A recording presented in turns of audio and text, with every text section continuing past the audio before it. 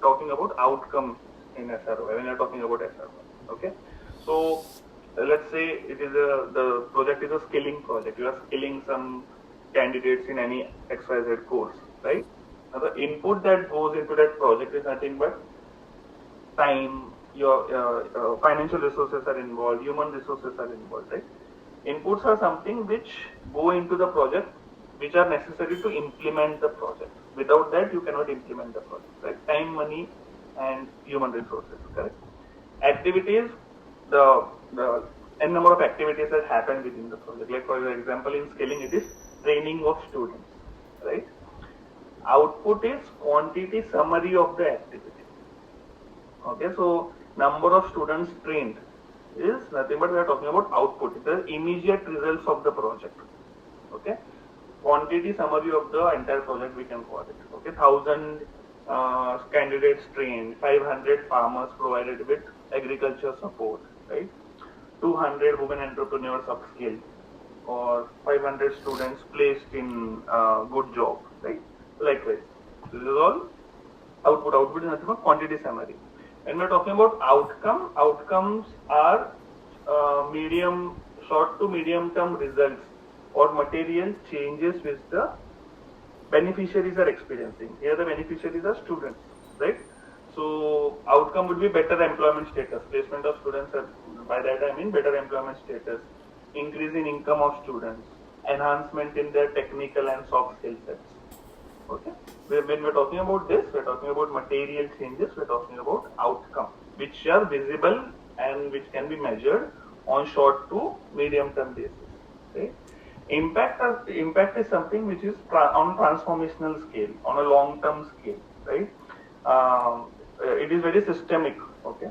So, like for example, in a skilling project, strengthening the local economy, breaking the cycles of poverty. Right? Now, when we're talking about impact, impact did not necessarily happen because of your project only. Impact is as I said, is a transformational large-scale change that we are talking about. Now, breaking the cycles of poverty, providing income is one aspect of solving the problem of poverty, right?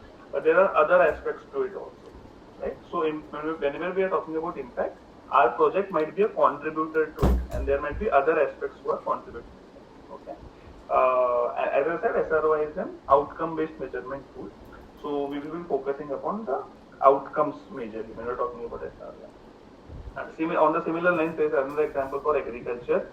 Time, money, and human resources are the input. Activities that say you have provided drip irrigation setup to the farmers. Now output would be number of farmers who were provided with drip irrigation setup, which is the quantum of the beneficiary. Okay. Outcome is the short to medium term material changes that the farmers are experiencing, the beneficiaries are experiencing. Increase in crop yield, enhancement in their knowledge about sustainable agriculture practices, increase in income, savings in input cost, conservation of water, other aspects depending upon the type of project, right? And when we are talking about impact, we are talking about transformational large scale systemic change, right? Reduced suicide rates among farmers at the state level, maybe, right? Overall improvement in the food security of the population, improved standard of living overall, right? So this is when we're talking about large scale change, we're talking about impact. Okay, let's clear the basics let's clear this concept with the help of a practical example. Okay, those who have attended my M&D course, for them this slide is repeated. Okay, because I use the same content. Okay. Now these are some different examples of input, output, activity, outcome, impact. Okay, for a sanitation project. So you will have to tell me in the chat box what do you think is each of it. Okay. Now what do you think is the first one? So 1,000 toilet box constructed. Is it input, output, activity, outcome? What is it? Project. Mention this in mention this in the chat box.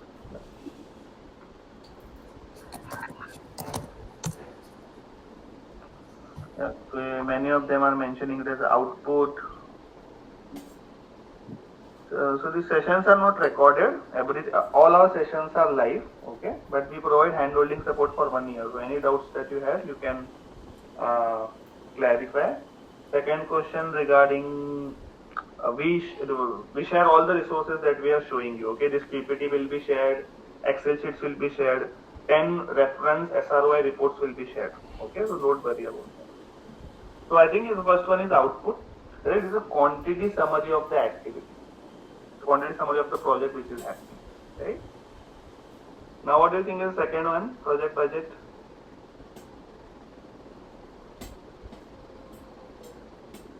Yeah, it is input. Something which is going into the project in order to implement it. Right? Without funds, you cannot implement the project. Right? Yeah. What do you think is the third one?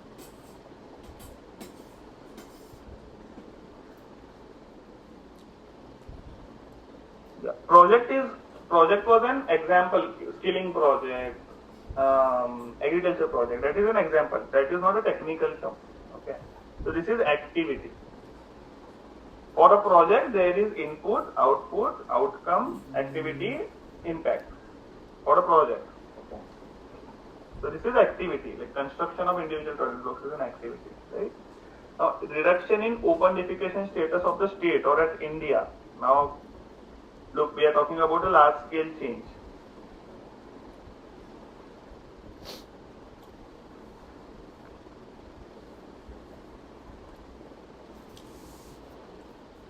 Okay, anybody else other than outcome?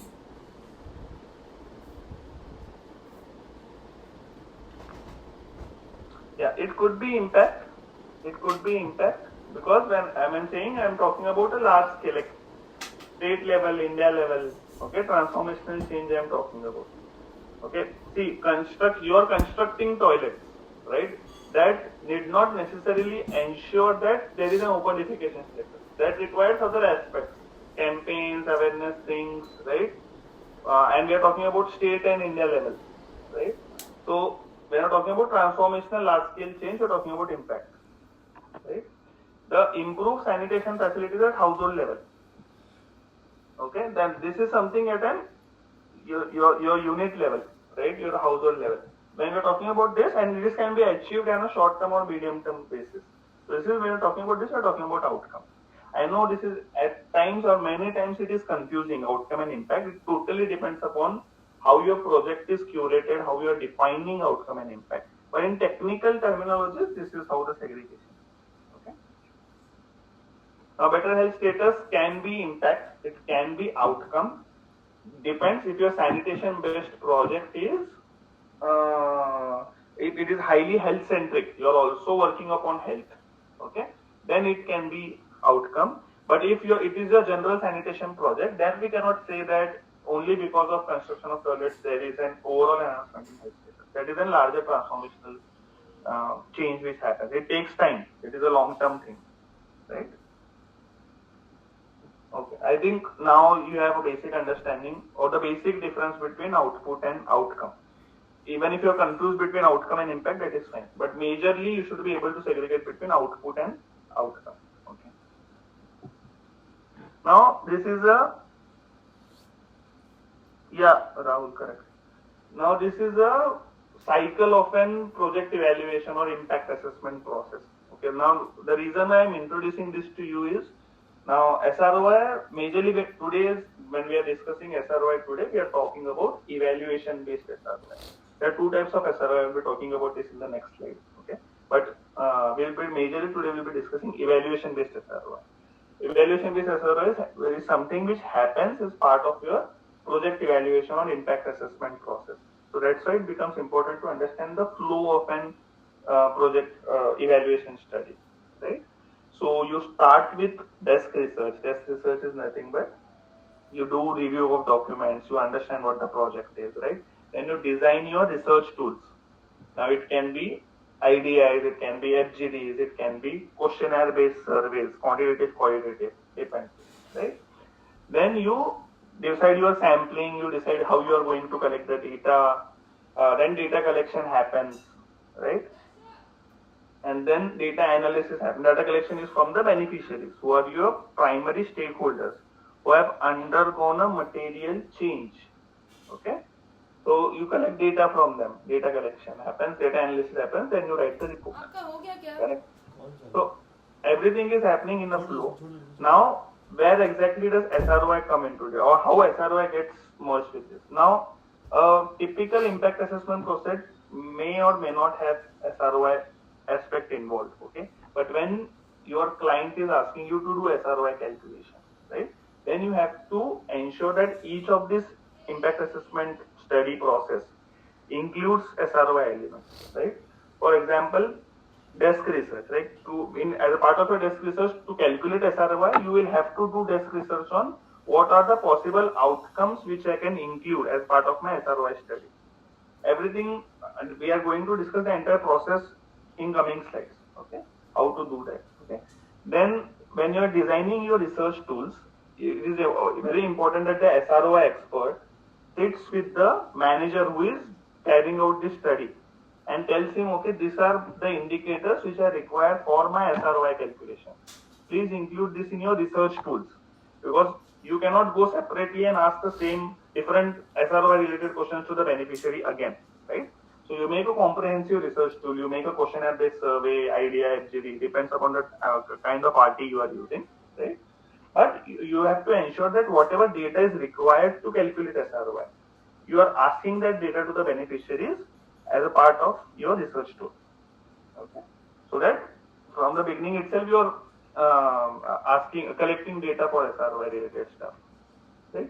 Then you decide sampling, field plan happens, data collection happens on the SRoI indicators that you have included in the research tool. Then data analysis happens, and then you can definitely write the report.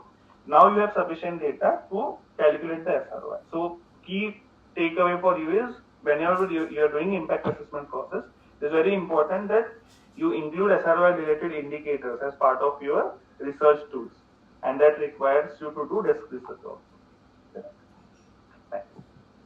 Now let's understand what is SRoI, what is the formula, what is the technicalities, right? Now SRoI is nothing but social return on investment. The formula is net monetary value of outcomes of the social impact project. Now there are two terms here. One is monetary value of outcomes. So whatever outcomes the project is having, okay, whatever material changes the beneficiaries are experiencing, we apply a monetary value to that. That is monetary value of outcome. Net is gross minus something which we will be subtracting something, then we come to net. We'll be discussing that what exactly we are subtracting. Okay, but in the numerator you get net monetary value of the outcomes divided by total investment that goes into the project. Okay, for example, let's say Suresh Foundation has spent 2 crores on a skilling CSR project. Now, monetary value of the outcomes, a skilling project has multiple outcomes: better employment status, increase in income, enhancement in skill sets, better mental well-being, right? So monetary, all these outcomes, we apply a monetary value to it. Okay, and now let's suppose that comes out to 5 crores. Okay, now in such case, the SRoI for this project is 5 crores, monetary value of outcomes, divided by 2 crores, which comes to 2.5. That means for every 1 rupee which was invested by Suresh Foundation in this particular skilling project, the socio-economic returns is coming out to 2.5 rupees. Correct? Now, in today's session, we'll be discussing how exactly do we find out the numerator. Denominator is easy to get. You can easily look at the budget of the project. You can look at the finance team, talk with the finance team. You can easily get the denominator. What is crucial in SRoI calculation is calculating the numerator. That is the entire process of SRoI. Right? So we'll be discussing how this 5 crore comes. Okay. Now, second example is, let's say SBI spent 1 crore on a healthcare project. Right? A monetary value of the outcomes of the project is 0.75 crores. Now, please answer in the chat box, what do you think is the SRoI value for this healthcare project?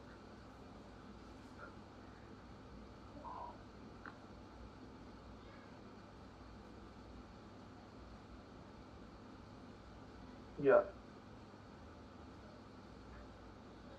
0.75, yes.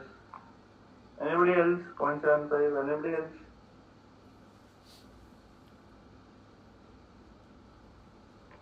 Fine. Yeah, it's 0.75, right? That means for every 1 rupee which is invested by SBI in the project, the socio-economic returns that they are getting is 75 paise. Okay. Abel is telling it is minus 2.25. No, no, it doesn't work like that, Abel. So what SRO is never in negative. Okay, it can be zero. It won't be negative. Okay. Second thing is now this SROI ratio tells you that for every 1 rupee which is invested by SBI in the project, the return is 75 paise. Now, ideally, for your project to be impactful, for your project to justify that 1 rupee that I am investing it at least generating socio-economic returns worth more than 1 rupees. Okay, so your SRO value should be at least more than 1 to justify that your project has been impactful. Okay, now there are exceptions to this. There are very cost-heavy projects. Like for example, many NGOs deal with heart surgeries, okay, cardiac surgeries, some critical surgeries which require like 50 lakhs, 1 crore of investment for 3 children. Okay, now for such projects, your SRO value will be very less, right? So ideally, it is suggested that for such heavy investment project where the quantum of beneficiary is too less, okay, SROI is not the correct matrix to go ahead with the impact assessment. You should go with case study approach. You should go with most significant technique approach. Okay, most significant change approach, MSC. Okay, SROI is highly relevant when you have sufficient quantum of beneficiaries and where you have rationally invested an amount behind them. Then it reflects correctly as a part of your impact that the project has created. Okay. So in this case, I will say as the impact of the project done by SBI is not up to mark. They can improve. They can either rationalize the cost or they can work more upon enhancement of the outcome. एक तो आप numerator बढ़ा लो, right? या फिर आप denominator कम करो, तभी your ratio will increase, right? Basic math. Okay. Now, as I said, there are two types of SROI. One is evaluation-based SROI and another is forecasting-based. Majorly in our sector today, whenever we are talking about SROI, we are talking about evaluation-based SROI only. Forecasting is something done typically by researchers, PhD scholars, other think tanks. Okay, but for us, process remains the same. Process is not different. Okay. So in evaluation-based SROI, what happens is you calculate SROI after the completion of project. Okay. In forecasting-based SROI, SROI is calculated before we start the project or at the time of project curation. So obviously, because it is forecasting based, your entire SROI will be based on expected outcomes because you have not started the project. There is no question of getting any realized outcomes, right? So forecasting based SROI is based on expected outcomes. Evaluation based SROI is based on realized plus expected both. Okay, realized is something which has already realized, which has already happened, right? And plus expected also. The reason I am saying this, for example, there are some projects which are like, for example, orchard-based plantation. You have helped the farmers to plant guava, mango, lemon trees, right? So a few outcomes will be realized. Example, you have also trained them how to do the plantation, how to take care of the plantation. There is enhancement in their skill sets, right? But the fruit plants will bear fruits only after third and fourth year of completion of project, right? So that is expected outcome, which is yet to realize, right? That's why in evaluation-based SROI, we include realized plus expected outcomes. Forecasting is, common sense tells us that forecasting is completely based on expected outcomes. Okay? Now for data for calculating an evaluation-based SROI, as I've already discussed, is collected during your impact assessment or evaluation study. And for forecasting-based SROI, the data is collected during your need assessment or baseline study. Okay. Today, as I said, we will be focusing on evaluation-based SROI majorly. Okay.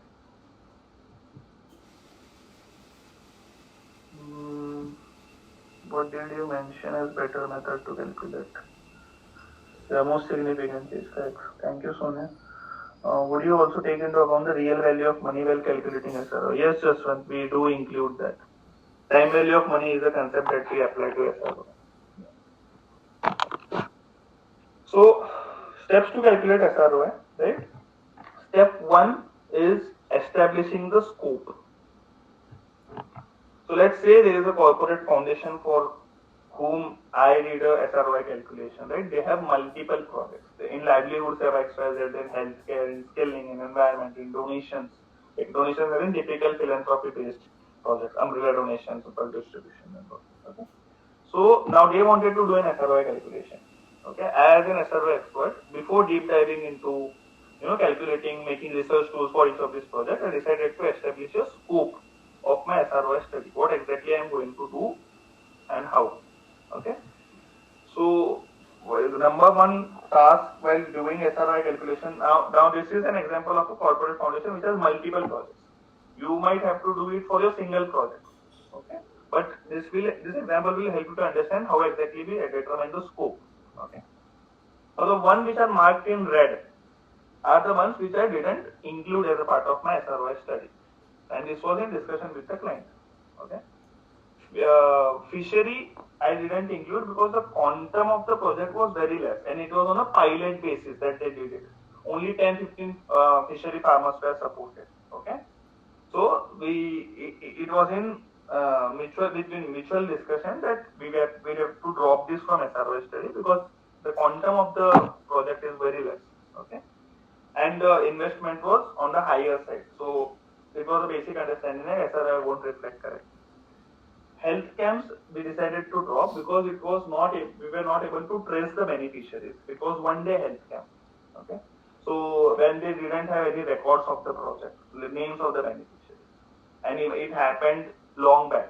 And one day health camp beneficiaries do not have that retention power of how exactly it helped them. It was difficult to trace the beneficiaries also. SROI is a very beneficiary driven method of calculating impact. Okay, unless and until your beneficiary confirms that he or she has experienced that material change, you cannot calculate SROI, right? If you're not able to trace the beneficiaries in first place, you have to simply drop that project. Okay? So we decided to drop health camps. For scaling and enterprise development, it is in blue because we reduced the scope of this project in terms of timeline. That corporate implemented this project for last 5 years. Okay, but we decided to do SROI calculation for 2 FYs only, the recent 2 financial years only. Okay, so that was in mutual discussion. So deciding the scope of the SROI also includes defining the time frame which you are looking at for the SROI calculation. Right? Tree plantation we decided to drop because there were again the beneficiaries were not clear. There were 2 separate villages who were fighting upon whose land it is. Nobody was talking correctly about the project. Okay, and the impact was visible, but beneficiaries were not confirming it, so we decided to drop it. And projects like umbrella chapel distribution are more philanthropy based. Okay. Also, it was very difficult to trace the beneficiaries, particularly chapel distribution, very difficult, obviously. So we decided to drop this project. Okay. Now, as I said, I'm giving you multiple examples. So this, when you're selecting the project for SRI calculation, you look at what is the purpose of your SRI calculation. I might decide to do SRI calculation only for my flagship programs because I want to pitch those flagship programs to my donors. I have 10 programs, but calculating SRI for every program is very time and money consuming process, right? So I will focus upon 2-3 fast selling projects who have higher purchasing thing from corporates or donors, right? So I will focus upon that. Then as I talk about quantum of change is important. Timeline is one aspect to decide the scope of the project. Accessibility to the location, accessibility to the beneficiaries is crucial aspect when you're deciding the scope. Also, budget and human resource availability is a crucial factor when you're deciding to go ahead with SROI calculation, right? Because definitely it requires considerable amount of human resources and time and funds also. So accordingly, you can reduce your scope if you have limited funds. End user of the report. Okay, now typically in SRoI, what happens is the CSR team, okay, your donor team, the board of directors are the end users. So their view on which projects they want to look the SRoI for, okay, and what are the different indicators or what are different outcomes for which they want to look SRoI for is something which is defined by end user also in consultation with end user. So their consultation becomes important when we are talking about establishing the scope of SRoI. Okay, this is part of your step one. And obviously deciding whether it will be evaluation or forecasting based SRoI is something which again is part of your step one. Okay. I hope this is clear. Step 1A is identifying key stakeholders. Right now, who are stakeholders? Persons or institutions who undergo a material change. That is, who get affected in the project, and the persons and institutions who affect the project. Who are getting affected, maybe positively, maybe negatively, and who affect the project are nothing but the stakeholders of your program. Okay. Now, this step aligns with principle 1 of SRoI calculation. So, there are multiple principles of SRoI calculation. We will be discussing each of these in alignment with what I am telling you. Okay. So, principle 1 is involve your stakeholders. As I said, SRoI is very stakeholder driven process. Okay. And who are stakeholders? Those who are getting affected or those who are affecting the project. Now, for example, for a skilling project, trainees are the crucial stakeholders. Like they are getting affected. I mean, the material they are undergoing material changes. Then there are employers. Then there are trainers, right? Donor corporate or skilling department. These are multiple stakeholders for that project. Similarly, for organic farming, it can be farmers, their family members, customers who are purchasing the organic produce, donor corporate of the project, agriculture department, others. This is not an exhaustive list, this is just a sample list. Okay. Or similarly for water conservation project, it can be farmers, village residents, because overall groundwater level of the villagers is maybe. So village residents have undergone a material change, right? So they become a stakeholder. PRI members, donor corporate. Donor corporate are affecting the project. Irrigation department is affecting the project, right? They are helping with their technical partnerships, location, permissions, and everything. In skilling also we can include family members. As I said, this is sample list. No worries on that.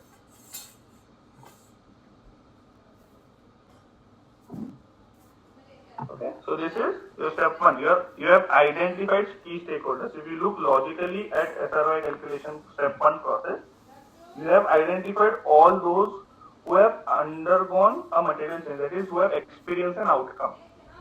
Once you have established that and master list, now you will map what exactly or what change are the stakeholders undergoing. The stakeholders which are identified in step 1. PRA is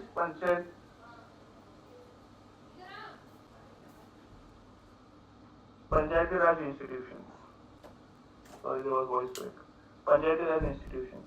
Village level board.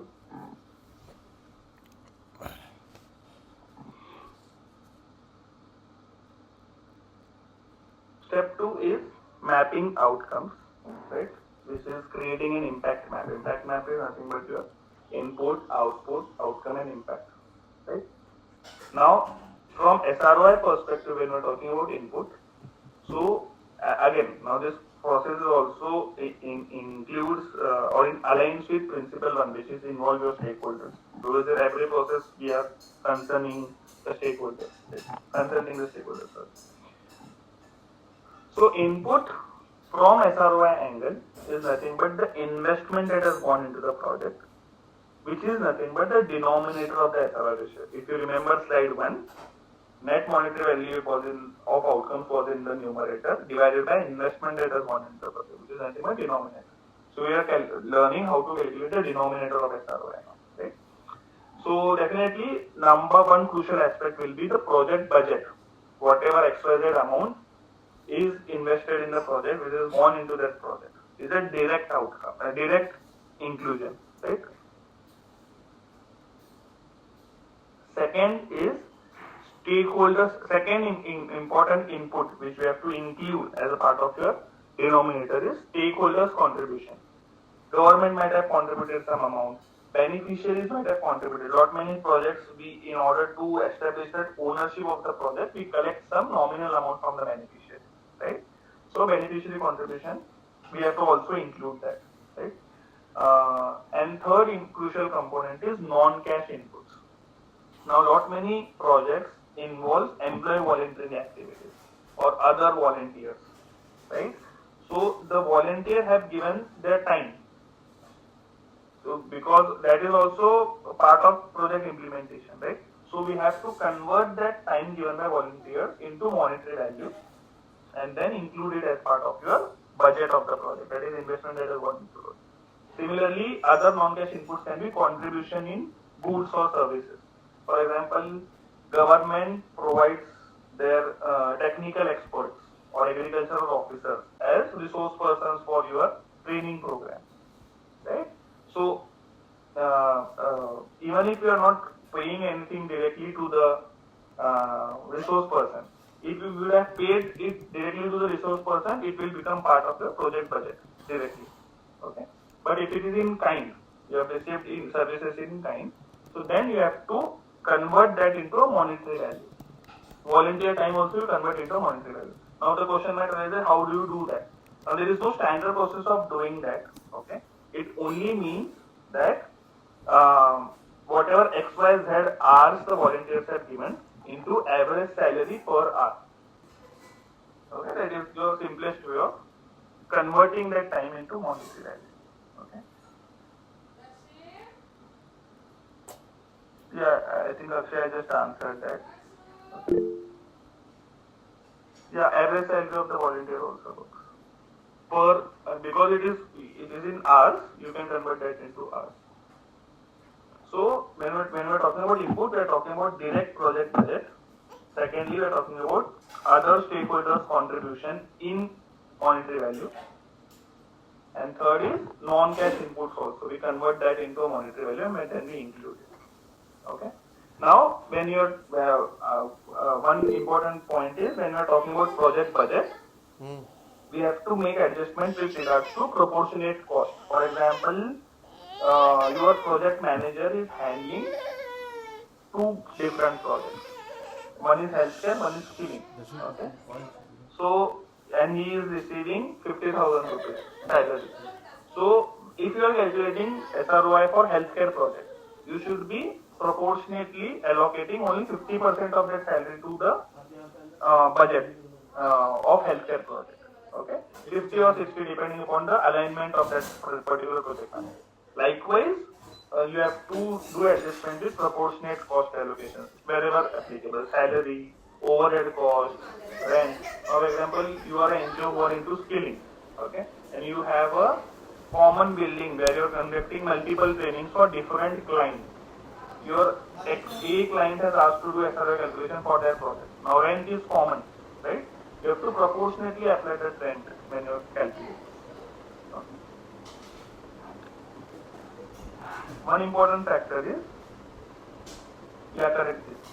One important factor is time spent by beneficiaries is not counted as input cost. Okay, because, and this is a standard practice. This is because whatever time the beneficiaries are investing, this is bare minimum for them to experience that material. We cannot say that okay, a particular beneficiary has undergone 60 hours of training. Average hourly rate is let's say 500. 500 into 60 hours becomes your input cost. No, that is an exception. For time which is spent by the beneficiary is not counted, but monetary contribution by the beneficiary it gets counted under part B, stakeholder project. Okay. I hope this was all about input, investment that goes into the project. Output is nothing but quantity summary of the activity. I have already discussed this in the practical example that we discussed in initial. Okay. Now we have to talk about outcome. And this is the last one or two slides, and we will be moving to the PPT Excel sheet to understand the theory more better. Okay. Now, the outcome, as I have already explained, outcomes are nothing but what material changes have the stakeholders undergone. There is nothing but outcome. Okay. Now, when we are talking about material, how do I define material? Material is something which is relevant as well as significant. A particular change or a particular change becomes relevant if it is important for that particular stakeholder and it also aligns with the project objectives or organization policy. Okay. And significance, a project will be significant if the quantum of change is sufficiently big or the scale of the change is sufficiently big. Then it becomes significant. If it is very minute, on a very nominal change, it is not material for that given project, and we may decide to do away with that particular outcome. And another crucial aspect in defining significance is how much change is caused by the activity and how much by other factors. I do understand that lot many of you will be, ये क्या हो रहा है, मुझे नहीं समझ में आ रहा है. I do understand. Okay. Now you will understand this theory better, this particular table better when I relate this to the Excel sheet, because I have examples on this in the Excel sheet. Okay. As of now, just understand it. Whenever I am talking about material changes, I am talking. I am saying that outcome or a change is material if it is relevant and significant. It will be relevant if it is important for that stakeholder. It will be significant if the quantum is sufficient or the change is sufficient. The scale of the change is sufficient. Now, to give you a short example, I was calculating SRoI for an NGO who is into skilling a person with intellectual disability. Okay. And now we do include an outcome as enhancement in the brand value, okay, of that particular NGO or corporate. Okay. So for other SRoI calculations, but for that particular NGO, brand equity, branding was not crucial. For the donor of that NGO also, branding was not crucial. So if it is not if that outcome is not important for the stakeholder, as was there in this case, it is not material, and that's why we decided to exclude that outcome of enhancement in brand value, enhancement in goodwill. Okay, we decided to drop off that outcome because it is not significant for that particular stakeholder. It is not important for that stakeholder. Right. So likewise, you decide the significance of that outcome or the significance of the change or the relevance of the change. Second crucial aspect when we are talking about outcome is how long will the benefits continue? That is the duration of the outcome. Now the duration is defined by multiple aspects. It can be number one method can be depreciation rate. For example, if it is a fixed asset led outcome, for example, you have installed smart water ATMs in a village. Now typical average life of smart water ATMs is 10 years.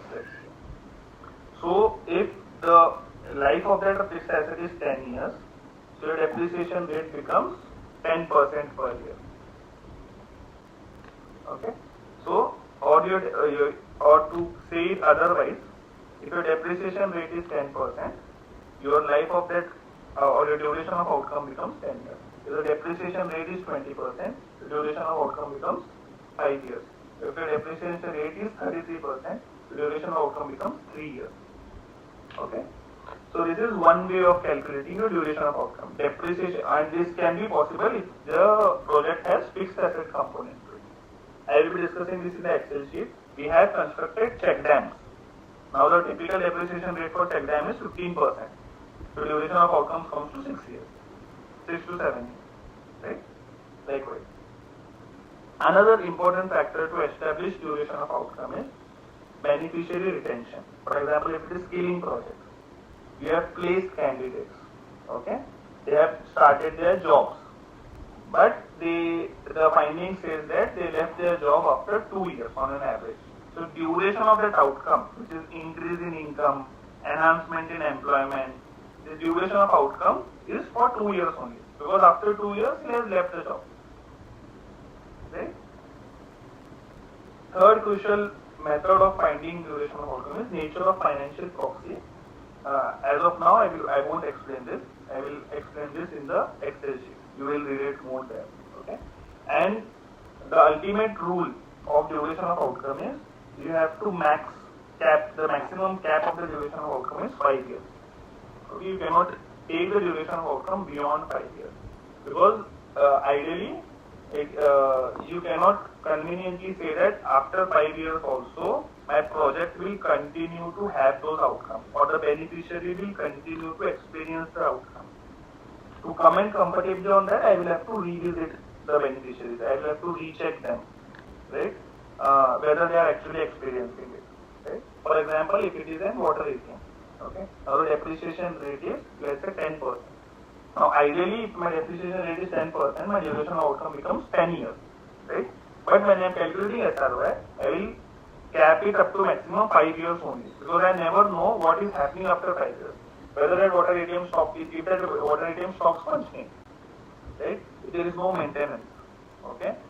There is some theft of crucial part of that water ATM. It stops functioning altogether, right? So there are not many external factors also which come into this, right? So ideally, it is suggested that your maximum cap of the outcome should be 5 years. Okay. Now, some of you might have this question of why we are talking about duration of outcome. Now, SRoI is not a process which talks about single year outcomes only. Okay. A project can have multi-year outcomes, right? You have given somebody a job. He has started earning salary for monthly salary. That happens for year 1, he continues for year 2, he continues for year 3. That means your project is creating outcomes, creating impacts for 3 years, right? So SRoI takes that into consideration. Okay, your duration of outcome is for 3 years. So I should multiply your outcome, monetary value of outcome into 3 years. It should go on multiplying as long as the beneficiary is experiencing that change. Okay, so that increases the SRoI value. So that's why that's taking into consideration duration of outcome. Okay. Now this aligns with another 2 principles of SRoI calculation. Second principle is understand what changes. We are already doing that. We are understanding what material changes the stakeholders are experiencing. And principle 4 is include the things which are material, which are relevant, which are significant. Okay. We are already doing that. Last 2 comments on our mapping the outcomes is we should avoid double counting while we are valuing the outcome. For example, if it is a skilling project, one particular outcome is increase in income of training. Another outcome is increase in household contribution of training. And third outcome can be improved lifestyle. Whenever we are writing our log frames, whenever we are writing our theory of change, whenever you are writing the outcomes of the project, you will see that all the 3 outcomes are valid, right? They are written in a skilling project. Increase in income is written, increase in household contribution is written, improved lifestyle is written. But if you see, for SRoI calculation, we have to include only the outcomes which are unique, which are not leading to double counting. Now, increase in household contribution is happening because there is increase in income of training. Improvement in lifestyle is happening because there is increase in income of training, right? So your main triggering outcome is increase in income of training. Other 2 are because of that. If you include other 2 outcomes also and apply a monetary value to it, it will lead to double, triple counting. It will unnecessarily inflate your SRoI, which is not correct. Hence, you should avoid double counting, include those outcomes which are unique and which are not leading to double counting. Okay. Last comment is include both positive as well as negative outcomes. Okay, SRoI is the only impact measurement matrix which helps you to quantify both, which takes into consideration both positive as well as negative outcomes. Now, to give you an example, for construction of check dam project, positive outcomes would be improvement in crop production, increasing groundwater level. Negative outcomes would be displacement of community because of construction of dam, reduction in water availability. Because you have constructed, let's say, check dam in for a particular hamlet X people are getting water, but Y people are experiencing reduction in water. Just a simple. Okay. So they are having negative outcomes now. Aadhaar card ही है To और give you मतलब more कौन है? simple example, ठीक है, नहीं let's होता। say you've installed CCTV cameras in locality A. Because of that, there is decrease in the robberies which are happening in locality A. The theft have reduced, right? But because of that, the thieves have started robbing locality B. So locality A people are experiencing positive outcome, but locality B people are experiencing negative outcome. Because you have installed CCTV cameras in locality A, right? So you have to also take into consideration what all stakeholders are you affecting negatively. That also have to go under your SRoI calculation. Any doubts in the theory? I will explain this in Excel sheet now. Any doubts in the theory? I will check the chat box once.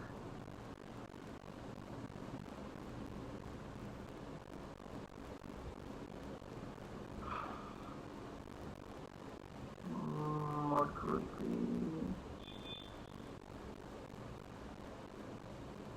What is principle 3? Principle 3 we will talk about in the coming slides.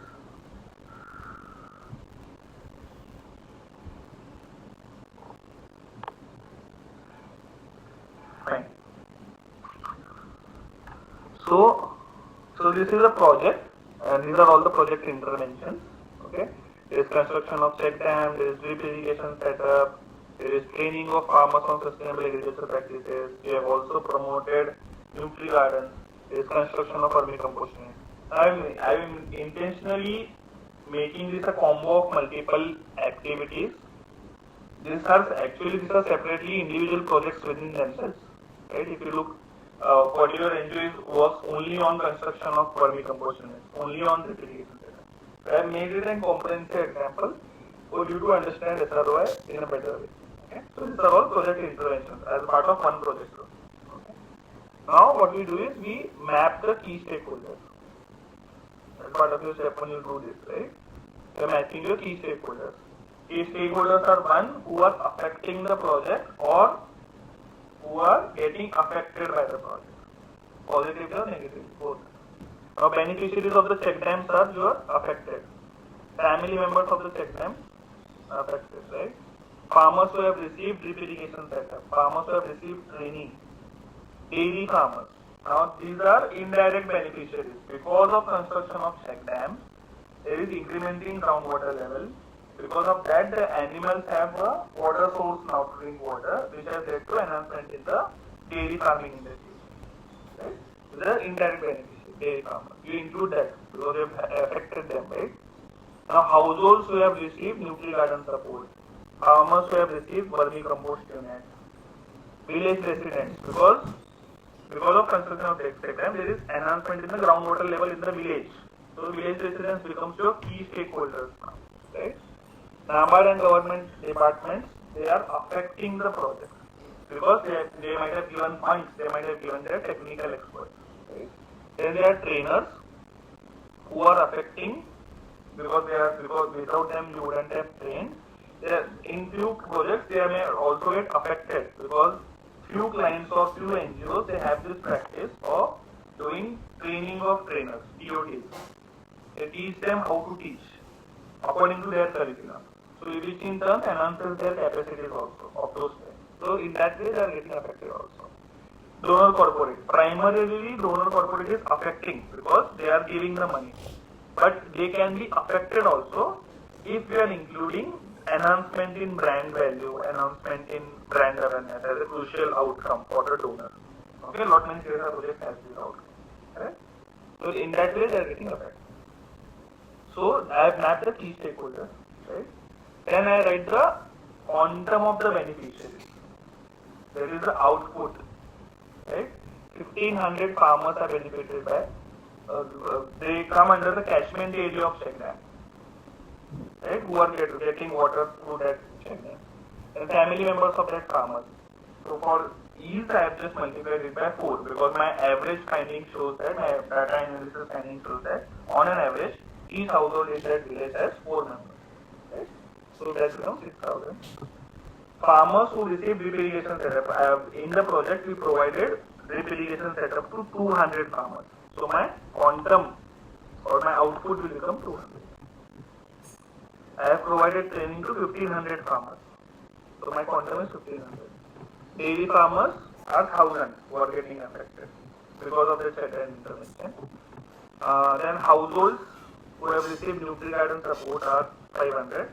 I have provided Nutri-Garden support to 500 households. I have provided 750 farmers with vermicompost units. And the population of that village, the household, is 3000. Okay, 3000 households. And then there are NABARD government department, there are 2 trainers and 1 corporate. Okay, fine.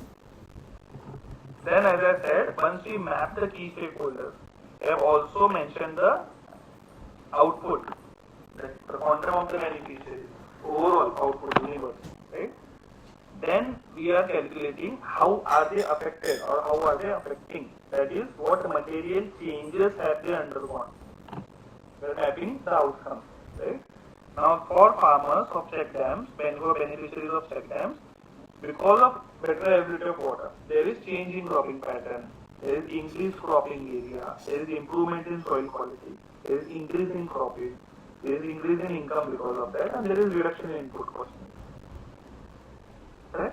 And now, because they are prime stakeholders, I have decided to include them. Correct? Likewise, for each of these stakeholders, I have mentioned what material changes are they undergoing.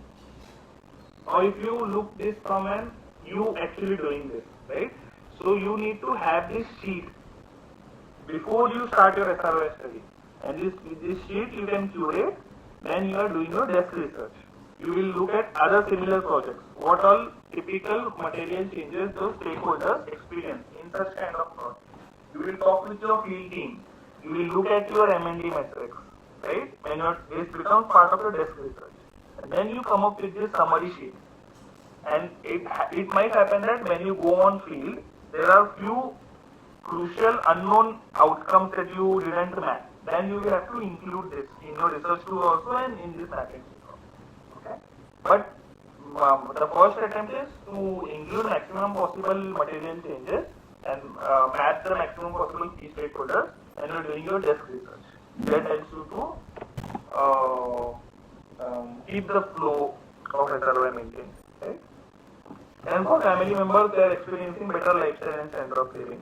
For farmers who have received drip irrigation setup, they are experiencing reduced input cost. They are experiencing reduction in use of water for farming. Okay. Now, this is not an exhaustive list again.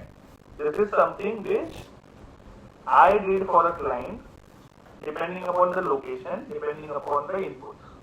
It may vary from project to project, client to client, location to location. Okay.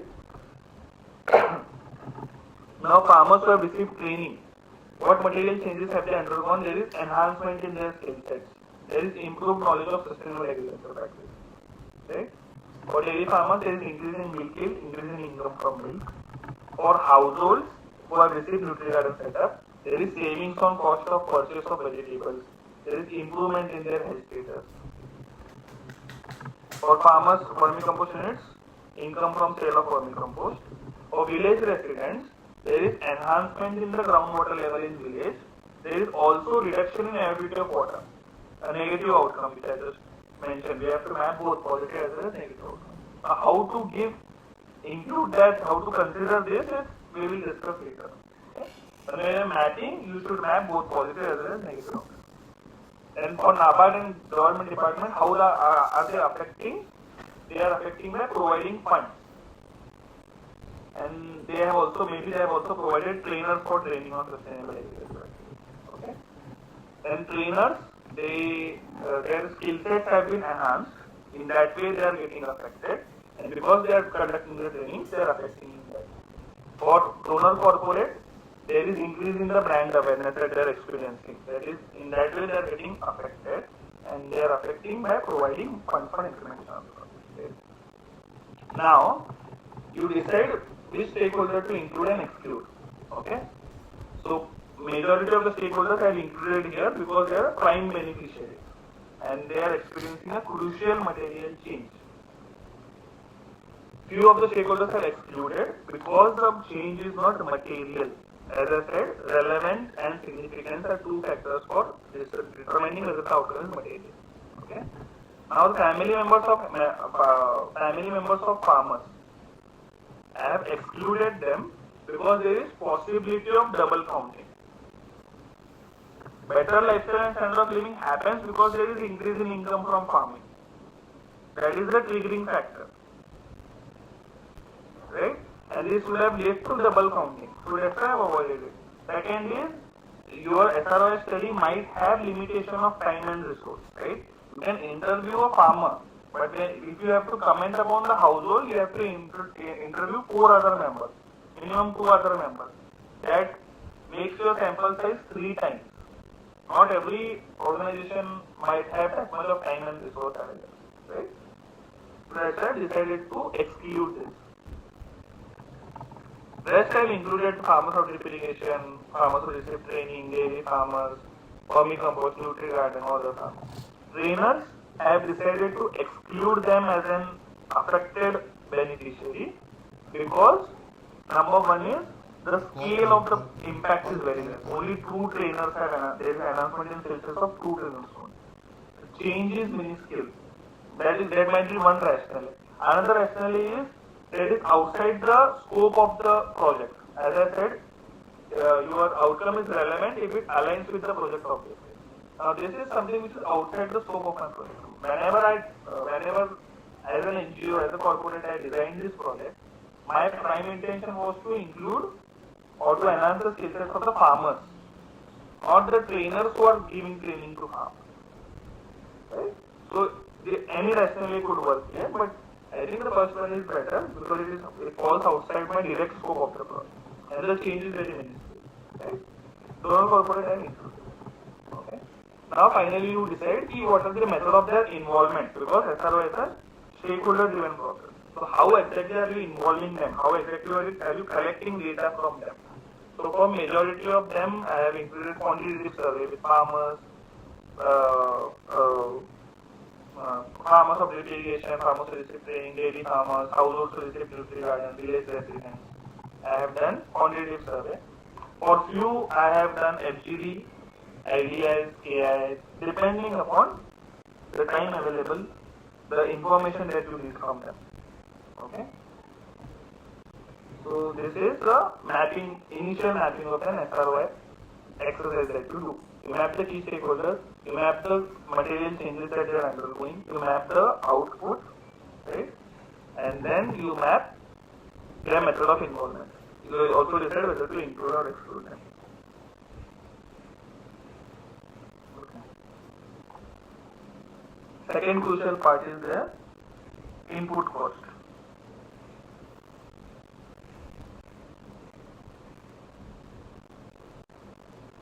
Sameer has a valid question here. There is, are all these distinct farmers or are the number overlapping?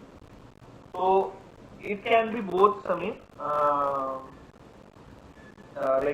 Depends upon the type of project that you are doing. But if the project is in the nature of overlapping, like the same farmer who has received vermicompost unit is the same who has also received drip irrigation setup, then your research tool has to become more intensive. There are 2 ways out of this. One, your research tool may be more intensive and you ask the farmers segregated question on, because savings of cost is a common outcome for both vermicompost unit as well as drip irrigation setup, right? So one approach is you ask the farmers directly this question on cost saved because of drip irrigation setup and cost saved because of vermicompost unit. If the farmer is able to answer that separately, fine. Otherwise, you can have one common outcome for this group of farmers. Savings in cost for both vermicompost unit as well as drip irrigation setup.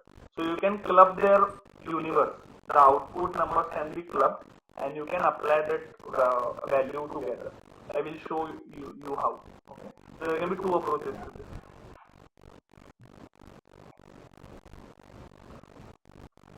Good. Any other doubt? Fine. So the second approach is input cost. Right? Calculating input cost. So that is the denominator which I have already discussed. One component is direct project budget. which comes from the donor or the corporate. Let's say there is 5 crores. Some budget for check dam, there is some budget for vermicompost unit, or some for nutri garden, drip irrigation, training, and there are staff salary, miscellaneous cost and everything is there. Right?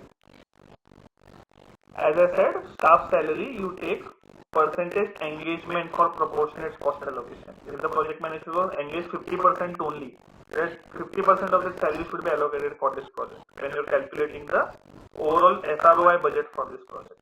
Right? And employee volunteering, as I said, right? In this project, what happened was the nutri garden seeds. Employee volunteering activity happened with that. They helped the farmers to plant the nutri gardens in their backyard. Okay? So number of hours, volunteering hours, into number of employees into average salary per hour. Okay? You can use this simple formula to calculate convert the hours into monetary value. Second crucial component is stakeholders' contribution. Right? Like for example, NABARD and government department has given some money for construction of check dam, and then they've also provided trainers. This is contribution in services, contribution in kind, right? So number of hours into number of employees into average salary per hour. You can convert that time into monetary value. Let's say that total comes out to 1 crore. Direct project budget is 5 crore. Other contribution, stakeholder contribution is 1 crore. Then there is beneficiary contribution also. When we collected some nominal fees for nutri garden support, we collected some nominal fees for vermicompost and drip irrigation support. If you have collected, let's say we have collected 15 lakhs rupees. Total project budget is 6 crore 15 lakhs. Okay, so this is how you calculate the input cost that has gone into the project. It is the denominator of your SRO. Right? Then we come to the final SROI calculation sheet. Okay. Number one is, as I said, now you have your stakeholder mapping. Here, you've already done that. So you pick up one stakeholder from here. You write it in the first thing, farmers, project, check dam beneficiaries. Now when you are mapping the outcomes, you have to apply this principle of avoid double counting. Now what is happening here is there is change in cropping pattern, there is improvement in soil quality, there is increasing crop yield, right? This ultimately leads to increase in income. If you count change in cropping pattern, increasing crop yield and increasing income separately, that will lead to double, triple counting. So what I have done instead is I have just included it once, increase in income of farmers. I have included only one unique outcome. It submerges other 2-3 outcomes. So whenever you are applying this filter of avoid double counting, always see whether the outcome that I am quantifying, whether any similar outcome has already been quantified in my sheet. If yes, then avoid that outcome because it will lead to double counting. If the change is unique, if it is not double counting, then you can have multiple outcomes for same stakeholder. That is fine. Okay. So I have included increase in income of farmers as a unique because it is a unique outcome for me. And savings in cost of farming is also something which I found unique. Right?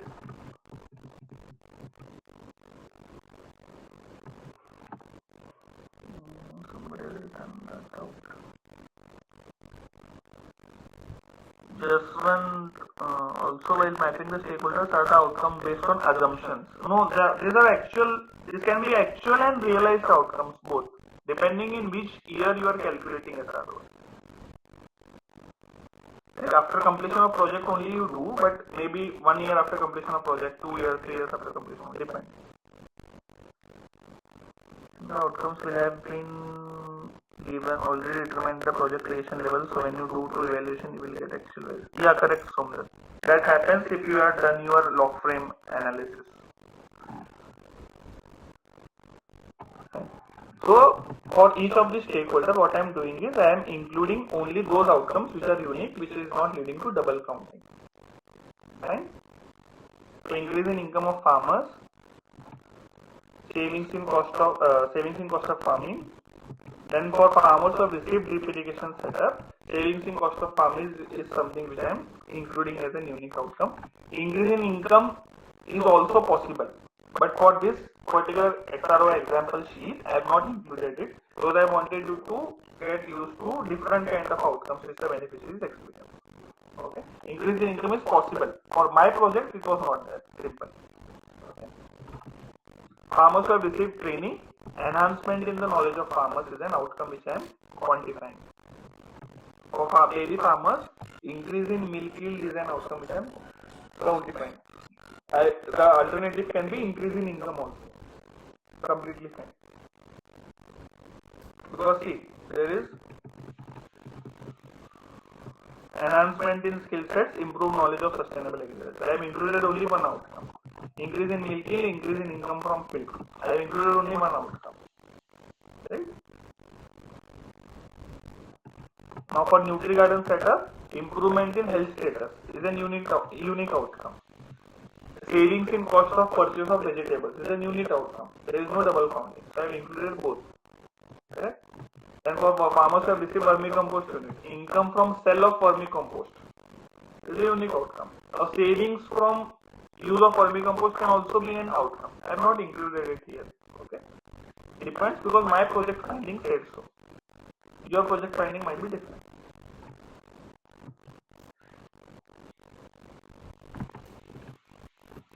Then for village community, ease in availability of water at household level is a crucial outcome that the stakeholder, village community is undergoing. The material change that the beneficiary is undergoing. Right? And for corporate donor, the last stakeholder is improvement in brand awareness. Material change that the donor is experiencing. Right? So for each stakeholder, I have included the unique outcomes. Right? Any doubt?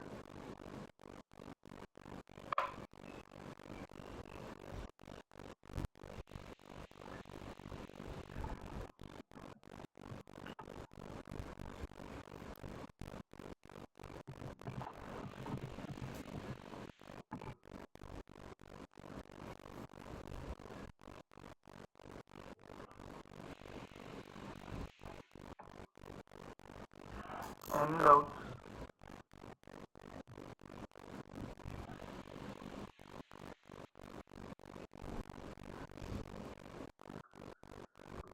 This one, if the impact evaluation has not been done, do we take outcomes from the reports given by the client as actual outcomes? We can use that as a base, but for you to calculate SRoI, you will have to do impact evaluation. You will have to interact with the beneficiaries. Without that, you won't be able to. The normal farmer have dairy. It's going to be double counted outcome. I didn't understand this color.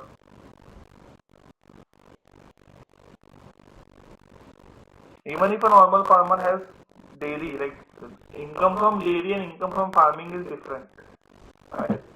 There won't be double counting in that case.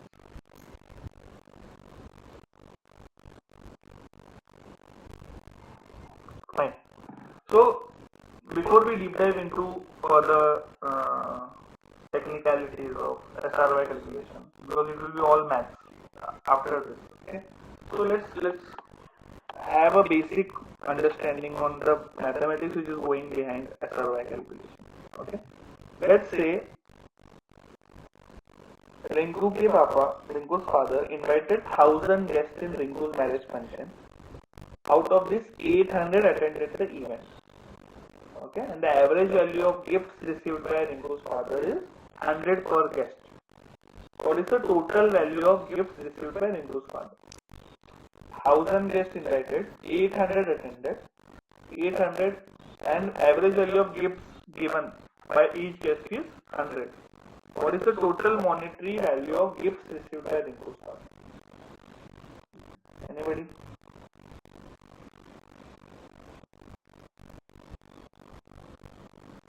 Okay, 80K. Anybody else?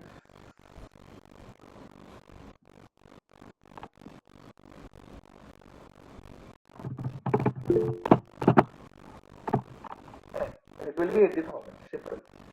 Right? So keep this example in mind. This will be very helpful when we discuss the second part of SRoI. Okay.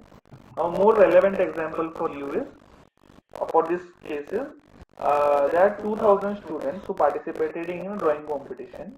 25% of them received prizes ranging from 500 to 1500. The average cost of prize per student is 750 rupees. What is the total monetary benefit to the students? 2000 students, उसमें से 25% students को prize मिला, right? Average value of prize पर student is 750. What is the total monetary benefit to students?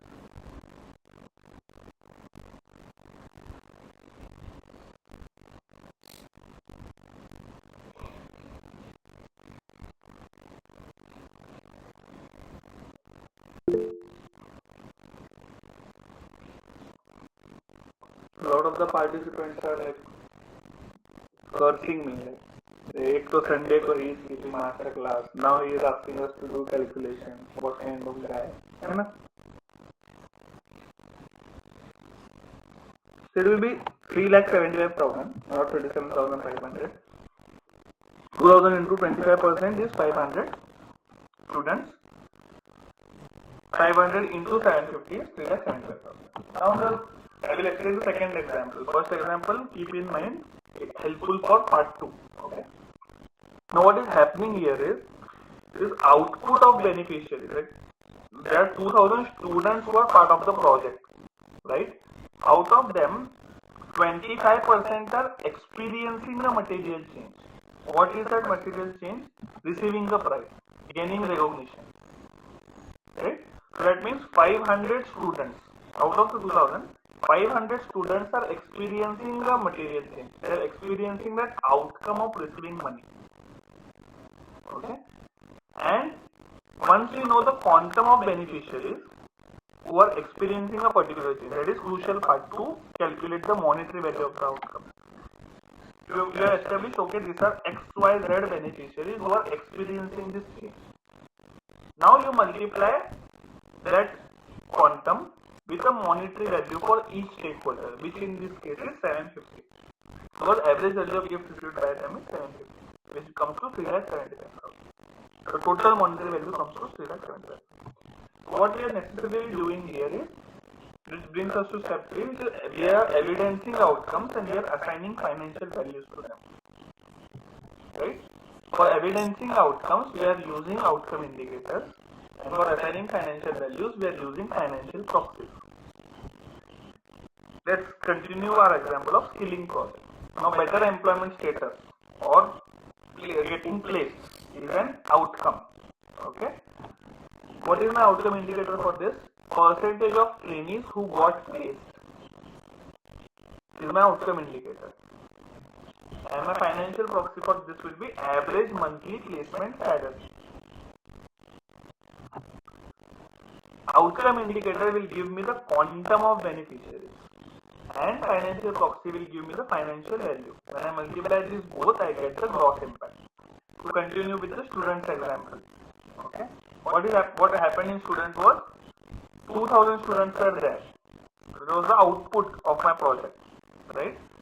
Out of this, percentage of students who receive prize is my outcome indicator, which gives me the quantum of beneficiaries, right? And average value of gift received per student is my financial proxy. So I have given you the similar example for a skilling project. Percentage of trainees who got placed will give me the quantum of beneficiaries who got job into average monthly placement salary.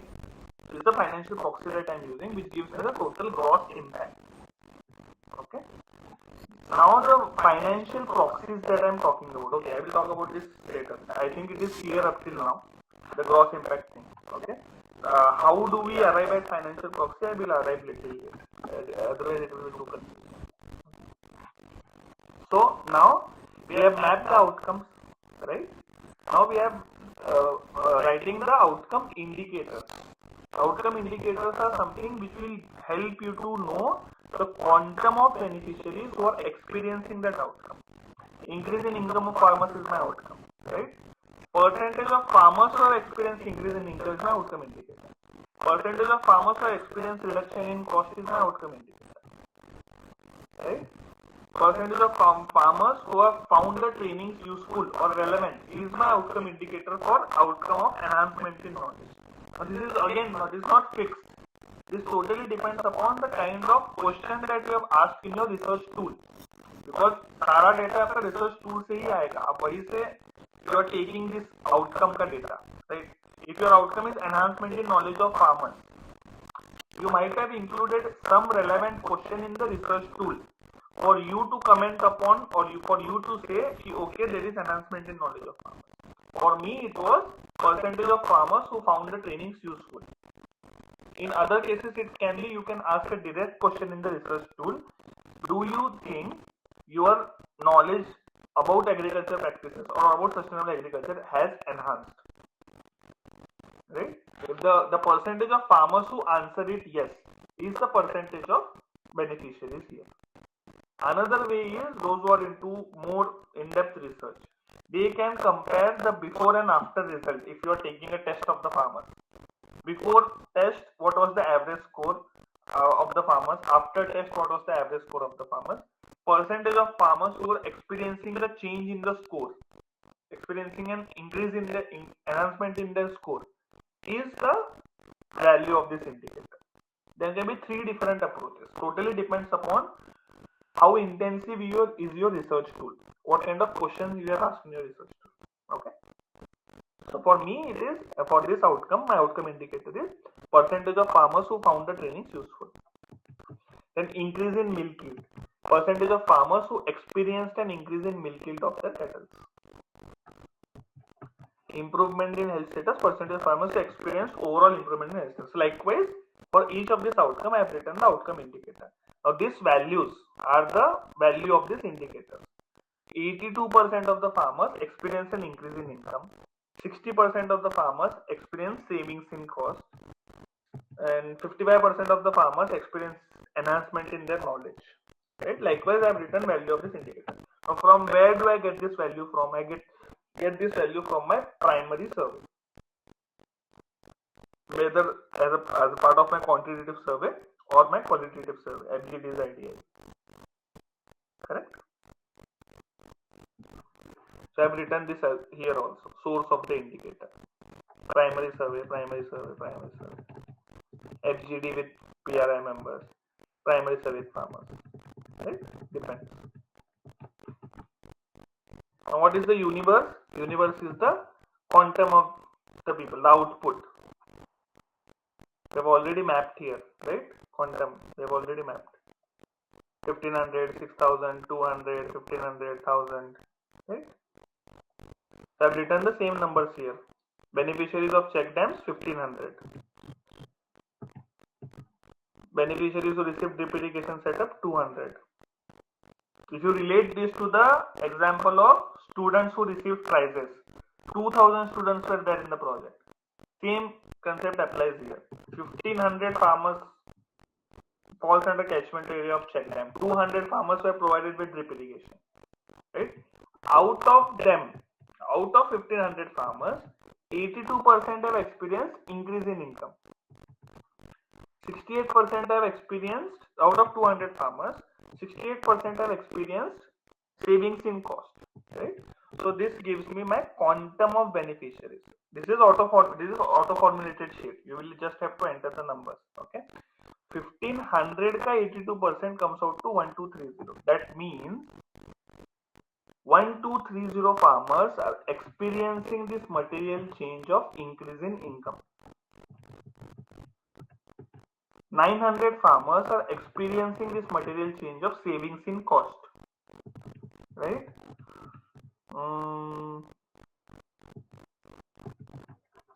Now for Nutri-Garden project, improvement in health status is an outcome. Right? This 37% of the households experience this. Okay, there are 500 households. So 500 ka 37% comes out to 185. That means 185 households have experienced this outcome of improvement in health status. Right? Similarly, there are 500 households, out of which 35% experience this outcome of savings in cost of purchase of vegetables, which is 175. Okay. Likewise, this entire we find out the quantum of beneficiaries. To find out the total gross impact, you need two values, right? One is the quantum of beneficiaries who are experiencing that change, and second value is the financial value, which we will talk about later. Correct? Any doubts in this?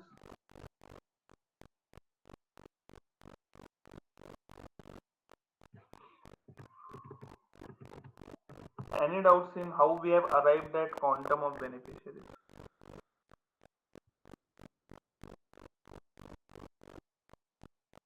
Yeah, Somnath, correct. So Somnath has pointed out a valid point here. See, whenever you are doing, let's say your universe is 1500, right? In case of check dam beneficiaries, your universe is 1500, correct? So typically in a research, in an impact evaluation study, you don't go and survey all the 1500 people. You derive at a sample size using some confidence level margin of error. You derive at sample size. Let's say that sample size is 150 for me, or let's say for ease, that sample size is 100 for me. So when I have interviewed these 100 people, out of these 100 people, 82 of them said that there is increase in income that they have experienced, right? So that is my value of indicator for that sample size.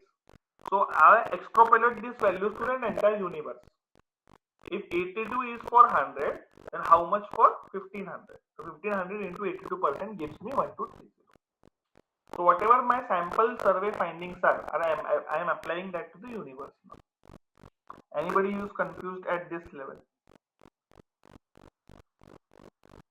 Deepak, you can include that. You can include that same. You can have multiple outcomes for same stakeholder. That is not an issue. Only thing is you should be mindful of is that shouldn't lead to double counting.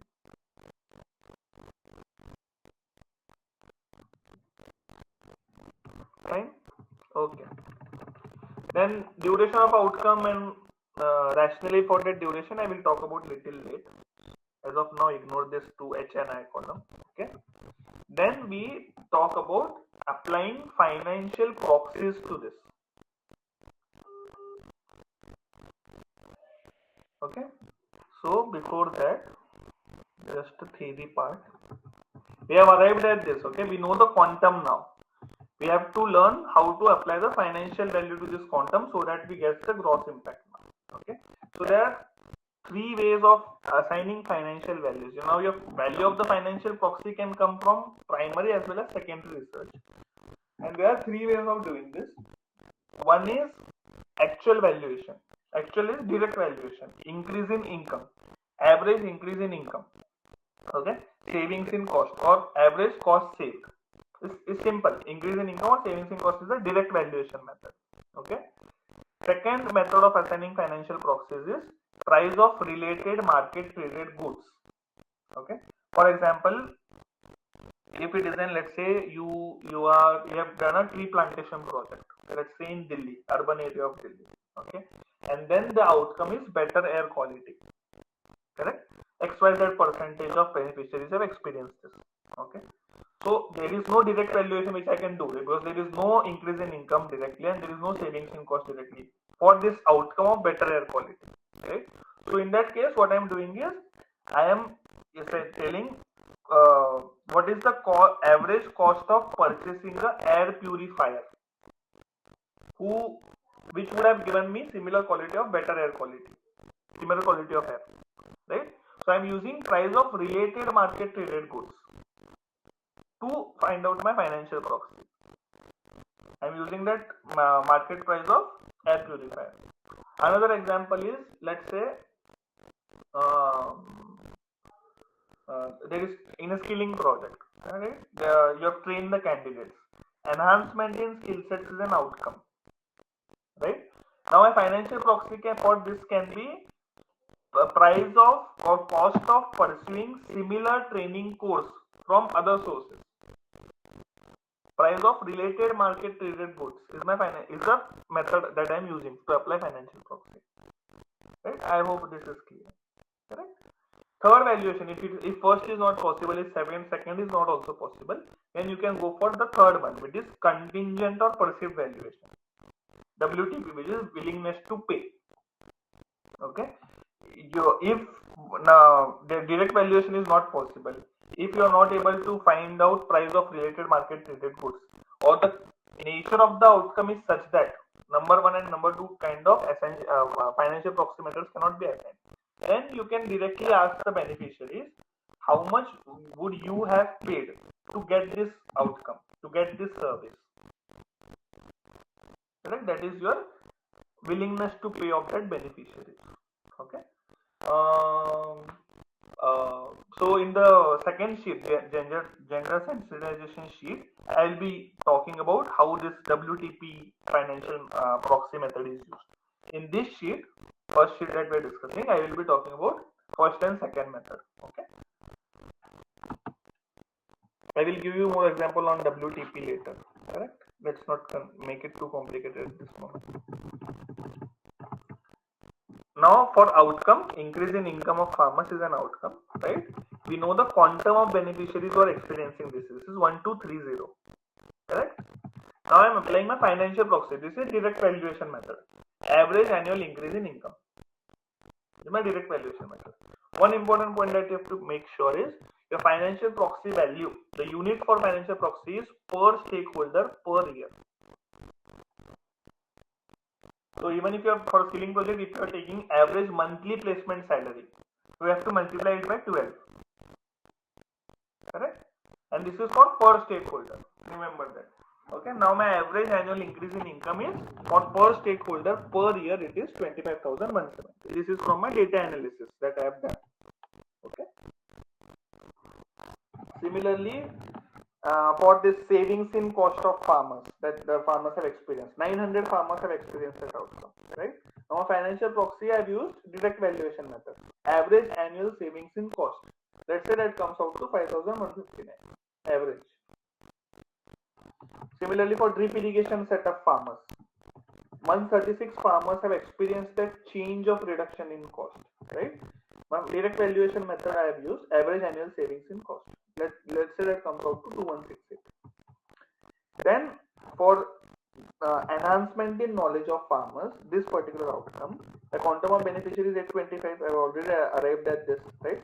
I'm using second method of financial proxy, which is price of related market traded goods, cost of pursuing similar training from other sources.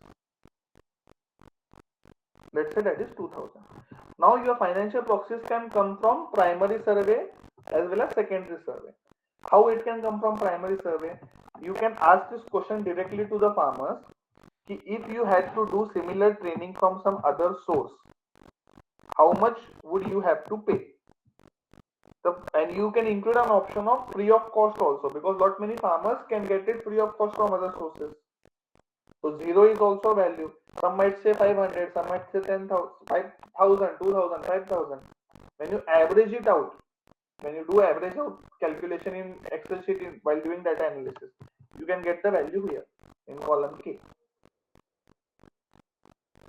So we have used second method of valuing financial proxy, which is cost of pursuing similar training costs from other sources. This is price of related market traded goods. Correct? Increase in milk yield. Okay, now here the calculations becomes little bit complicated. Now if I would have taken this outcome as increase in income, this would have been easy. The financial proxy could have been average annual increase in income. But because I have taken increase in milk yield as an outcome, I have tried to keep the financial proxy in the same lines. Okay, average annual increase in milk yield is my financial proxy. But again, I have to convert that into a monetary value. So how I have done that? Here's the calculation. So per day, the average increase in milk yield per day is 3 liters. Right? On an average, the milking is done for 300 days a year. So 300 days in a year, 3 liters per day into 50 rupees per liter. So that gives me average, that indirect increase in income from the enhancement in milk yield. Correct? 45,000 per stakeholder per year. You can use this like indirect way of calculating, uh, particularly in rural areas, because our experience said that the farmers do not exactly keep a calculation of how much they are milking, how much they are selling, what is the income. When you ask them directly, increase, what is the increase in income from milk activities that you have got, they might say, sir, it is 10,000 only, it is 15, कुछ भी नहीं बचता है, सब खत्म हो जाता है, likewise. But when you do this indirect calculation, this will definitely help you to get the closest increase in income value. Now, few of you might say that there is expenses also which is involved, right? So you can give a net effect to that. If it is 50 rupees per liter, let's say 10 rupees average, on an average 10 rupees per liter is an expense cost for that. You can include net income also here, no worries. But my particular observation on that is, see, a farmer who is receiving uh, or to give you another example, in a skilling project, if you are earning a average monthly salary of 10,000, a beneficiary earns an average monthly salary of 10,000. 10,000 into 12 comes out to 1,20,000, right? Now, out of that 1,20,000, definitely he will give rent, definitely he will spend on food, definitely he will purchase a mobile or something, right? So we don't deduct that, right? So that, indirectly he is contributing to the economy only. Indirectly he is giving it to somebody else. Somebody else's income is increasing. So likewise, with that logic, I always go ahead with gross income only. But net income also works. There is no such standard rule on that. Totally depends upon the view that you are taking, the perspective that you are taking. Okay. So here it is average annual increase in milk yield. Okay. For this I hope you understood this. 3 liters per day into 50 rupees per liter into 300 days a year. Okay. Then for NutriGarden, improvement in health status is my outcome. The financial proxy that I have used is average per capita annual cost of OPD. That is my indirect savings now, right? Let's say that is 1,000 rupees per member, and I have, let's say, five members in my household, or let's say we talked about 4 previously, I will make it 4.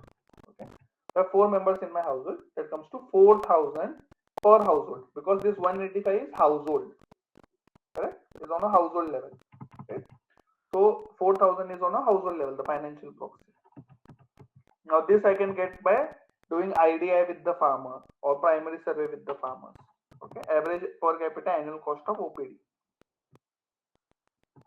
Then savings in cost of purchase of vegetables. Okay, this is my outcome. For this, my financial proxy is average per capita cost of vegetable consumption. Okay, now what happens in lot many cases, whenever we are designing our research tools, okay, we might forget to add this question of financial proxy. What is your average cost of vegetable consumption? Or another approach is, we don't want to make the survey too lengthy by asking so many intricate questions. So we can decide ki, okay, for some financial proxies or for some outcomes, we can get the financial proxy value from some other source, that is secondary source. Okay. So as I said, financial proxy can come from both primary and secondary research. So here I have used secondary research to calculate average per capita cost of vegetable consumption. Given the link also, but the calculation is the average per capita food consumption in that area. This project was done in Rajasthan, okay, Rajasthan or Maharashtra, something. So in that area, it is the average per capita cost of vegetable food consumption is 3,773 rupees. Out of that, 6% is on vegetables. So I have done multiplied by 6%. That gives me average per capita cost of vegetable consumption per month, right? Into 5 is the number of family members. Let me do it 4 because I have used 4 previously. And into 12. 12 is, I am making it on a yearly basis, right? So this gives me my average per capita cost of vegetable consumption average per household cost of vegetable consumption per year. Any confusion in this? See, I didn't ask this question directly in the primary survey. So I have used a secondary survey, which says that average monthly consumption, per capita consumption is 3773 rupees, out of which 6% is on vegetables, into 4 members in the household, into 12 months in a year. Likewise, I have arrived at this value. Right? Then income from sale of vermicompost. This is direct. Average annual income from sale of vermicompost. Direct valuation method. Right? Then let's say that is 10,000.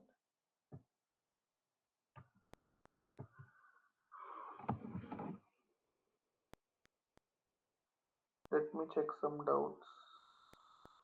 What happens when you're considering? I've already explained this. Basically, an intelligent, realistic guess. Yeah. Ideally, then financial proxy is the revenue generated. Correct. In majority of the cases, mini, yes.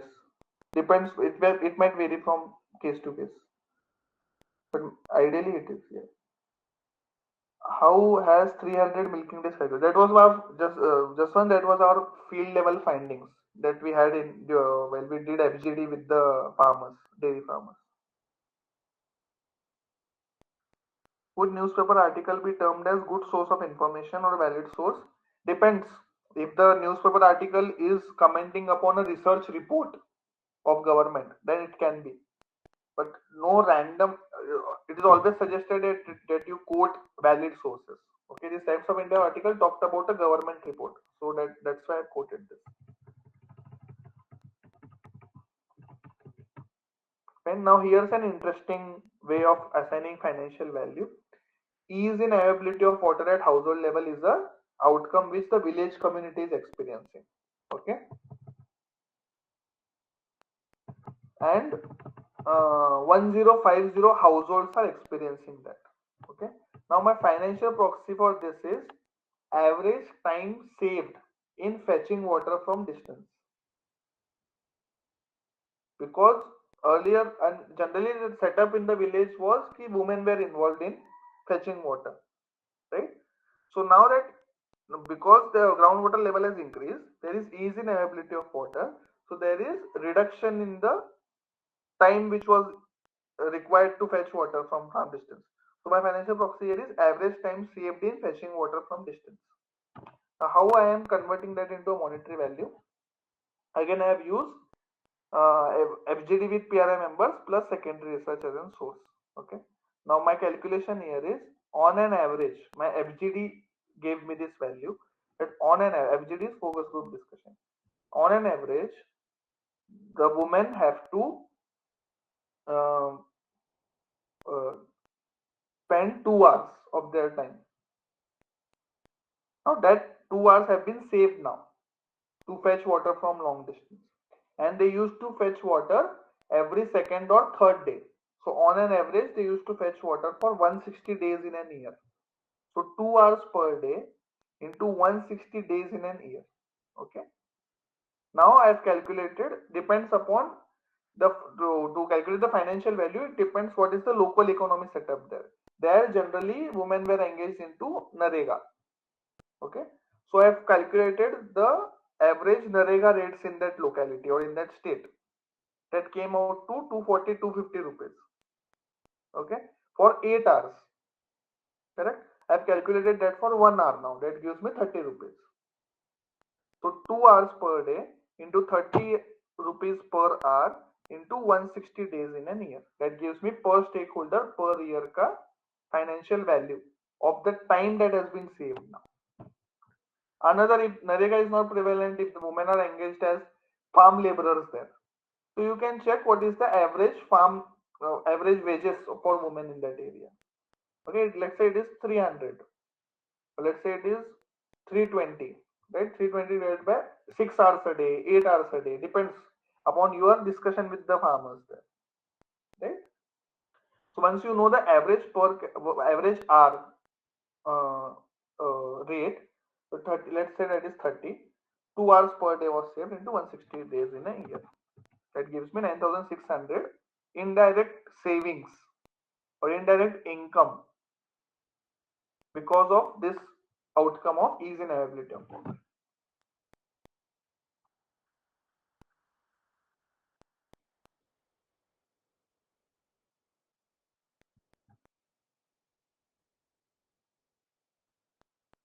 Okay, just one, there's this question of in Rajasthan, girls are forced to sit home to fetch water. They are not allowed to attend school. How would you calculate financial proxy in that case? So if now because of easy availability of water, girls have started going to school, if that is the scenario, then enhancement in the enrollment rate is a separate outcome that you will quantify, and then that will have a different financial proxy because they are getting educated now. Maybe there is savings in tuition cost, even if they don't go to tuition, but there is indirectly as a financial proxy basis there is savings in tuition cost.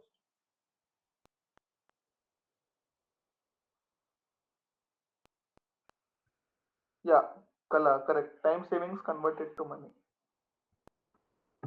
Okay. Anybody, any doubt on this? The last outcome is for corporate donor, there is improvement in brand awareness. There is improvement in brand awareness. For this, percentage of farmers who felt that XYZ is a good corporate citizen is my outcome indicator. Because my brand awareness, I can comment upon improvement in my brand awareness only when my beneficiaries are saying so. Okay? So that was my indicator, outcome indicator for this. Let's say 70% of them said so. 1500 was my universe. 1500 ka 70% comes out to 1050. Right? Now my financial proxy for this is price of related market traded goods, which is average per capita cost of creating similar brand awareness. This I can get from as an through idea with the marketing team of that corporate or that particular donor. Okay, or I can do secondary research also. Okay, so let's say that comes out to 500, right? Uh, the average value per capita cost of creating similar brand awareness, let's say that comes to 500. Okay. So now I have two things. I have quantum of beneficiaries.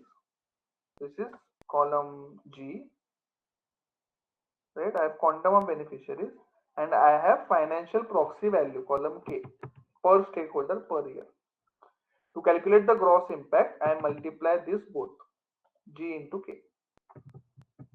1230 farmers into 25,170 per farmer gives me the gross impact of 3 crores 9 lakh something. Likewise, this sheet is formulated. You get the gross impact for each of the outcome that we have just quantified. Now, this gross impact is all the stakeholders monetary gross monetary value of all stakeholders for all outcomes for 1 year. Correct? Gross monetary value of outcomes. Then from gross monetary value, you move to net monetary value. This is a different process. Dead weight, displacement attribution. I will talk about that. Before that, we can take short break of 5-7 minutes. Okay, we will regroup before 12. We will start before. Currently, it is 11:51. We will start before 12. Let's take a short break. Okay.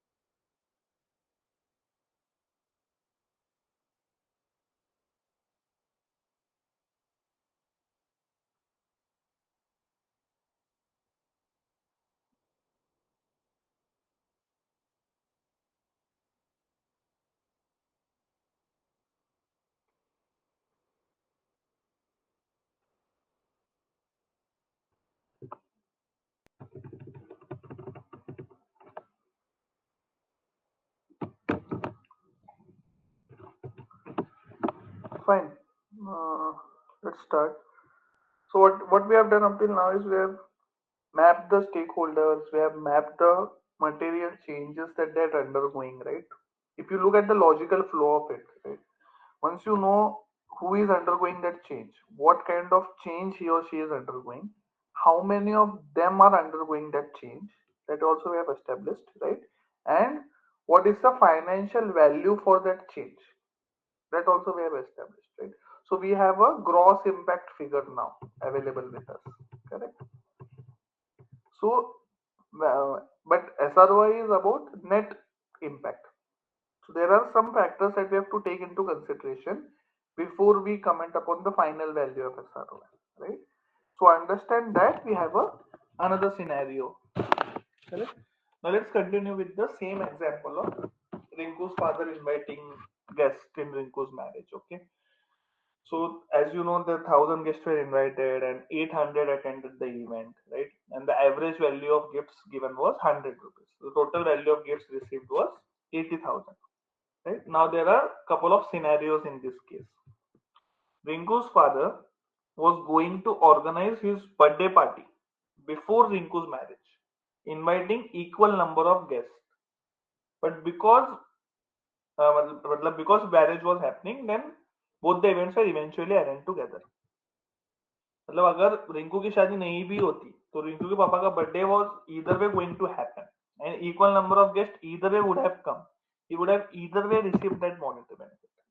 Okay. Second scenario is Rinku's father had to close his shop for 2 days due to this marriage function. Now his shop income is 5,000 rupees per day. Okay, that is the indirect loss of 10,000. Correct. Now Rinku ke mama, right? He bear 50% of the cost of the marriage function. Now Rinku ki mummy being Rinku ki mummy, right? She is like, like you should do something for my brother, right? Because he has also given 50% of the cost. Uh, you received this 80,000 rupees uh, because he gave the 50% of the cost. Otherwise, you wouldn't have uh, you wouldn't have been able to arrange the marriage at this scale, right? There are three different scenarios, right? Now, each of these scenarios is a technical scenario. Number one is nothing but deadweight. Okay, deadweight means even if this project wouldn't have happened, the beneficiary would have experienced that outcome from some other source. There is a strong possibility of that happening. So that is nothing but deadweight. Even if Rinku's marriage wouldn't have been there, Rinku ke papa ka birthday would have been there, right? He would have received 80,000 rupees either way. So that is deadweight. Second is an example of displacement. Rinku's father had to close his shop for 2 days. To earn that 80,000 ka monetary benefit, he had to forego 10,000 of income. So technically the benefit is 70,000 only, right? And the third scenario is attribution. Somebody else contribution to that monetary value is attribution. Rinku ke mama has contributed 50%, right? So 50% attribution should be given to Rinku ke mama, and only 50% of the value should be claimed by Rinku ke mama. That is 40,000 only in this case. 80,000 ka 50%, right? So these are technical aspects of deadweight, displacement, attribution. Okay. Let's use this for second example that we had. 2,000 students are there, right? 25% of them received prizes, 750 rupees per student. 2,000 into 25% comes out to 500 students. 500 into 750, 3,75,000. We have already done this, right? Now there are three scenarios. Correct, Deepak. So there are three scenarios. The competition was co-hosted by municipal corporation.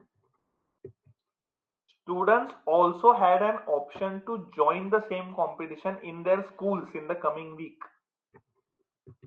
And the top performing students will receive 50% of the prize money as scholarship for next 2 years.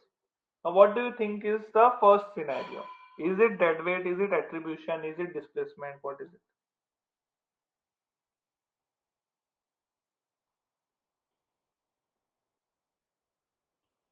Anybody in the chat box? Okay, Somdat has said it is attribution. Okay, Mini thinks it is displacement. Deadweight. Okay. There's a simple technique. Whatever three option you straight mention everything. So एक तो सही होगा, right?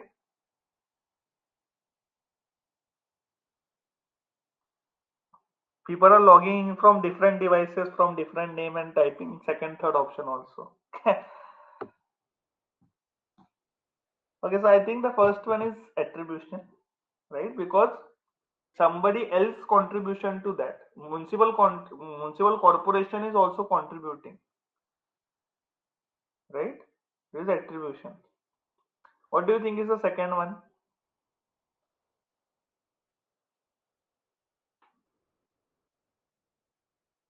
Students also had an option to join the same competition in their schools.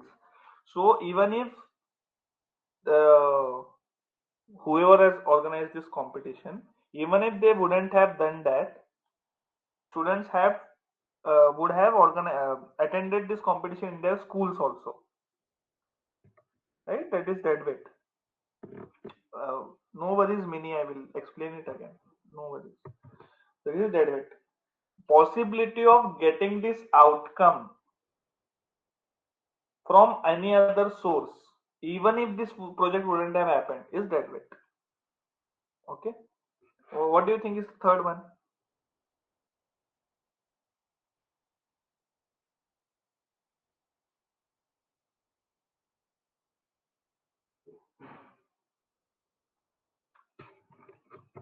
Fine, I didn't explain this. Okay, this is drop off. Drop off, I didn't explain.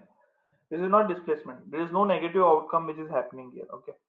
Drop off is nothing but, see, what happens is, as I said, SRoI looks at a project or looks at outcomes which are multi-year in nature, right?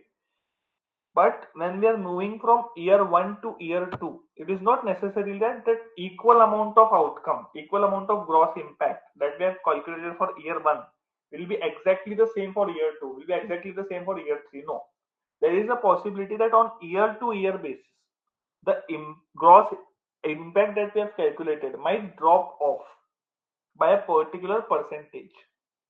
So what is happening here is the top performing students will receive 50% of the prize money as scholarship for next 2 years, right? So earlier they received 750 rupees, right? For next 2 years they'll be receiving 375 rupees only.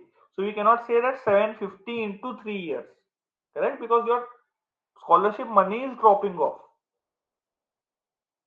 Understood? So duration of outcome is no doubt 3 years, but the impact per year is less. Or the monetary contribution or my monetary change that the beneficiary is experiencing is less. That is dropping. Okay, now let's understand this from a technical angle, which brings us to step 4, establishing impact, and which aligns with principle 5, which is you shouldn't be over claiming your impact. Do not over claim. You should be conservative of the fact that there can be other institutions, there can be other factors who are contributing to this gross impact. I am not the only one. As a donor, as an NGO, I am not the only one. Let me be mindful of the fact that are there other agencies who are contributing to it? If yes, let me give them their due credit, and only I will claim the remaining one, which is completely mine. That is what the principle 5 talks about. Okay, so dead weight is, as I said, cost outcome would have happened due to some other factor, even if the project activity had not taken place. Okay. um, Another example is like, Mini, you didn't understood it in the first place, right? And it is completely okay. Another example is, let's say, um, there is a skilling project which has happened. Okay, and as we all know, like, and in villages which fall under 15-20 kilometer radius of a particular industrial belt, lot many corporates want to do CSR projects at the same time, right, in the similar villages. So if, let's say, XYZ corporate has implemented a skilling project in a village, when you ask that youth whether it was possible for you to get that training from any other source, if the youth says yes, definitely, because ABC company was already offering a skilling project. So even if XYZ company wouldn't have offered this training to me, I would have got this training from ABC company. So that is nothing but dead weight. Possibility of getting that benefit, getting that outcome from some other source is nothing but dead weight. The simplest way of calculating the percentage of dead weight. Now all these factors, dead weight, displacement, attribution, and drop off, are calculated in terms of percentages. They are deducted in terms of percentages only. Okay. So this easiest way to calculate dead weight ka percentage is ask a direct question in the research tool, saying, asking the beneficiary that if not for this NGO or if not for this corporate, would you have got this benefit from any other source? If yes, mention the source. So the percentage of beneficiaries who say yes to this, yes, they could have got this training from any other source, is the percentage of your dead weight. I hope I'm more clear now, right? Displacement is nothing but if one outcome is displacing other outcome.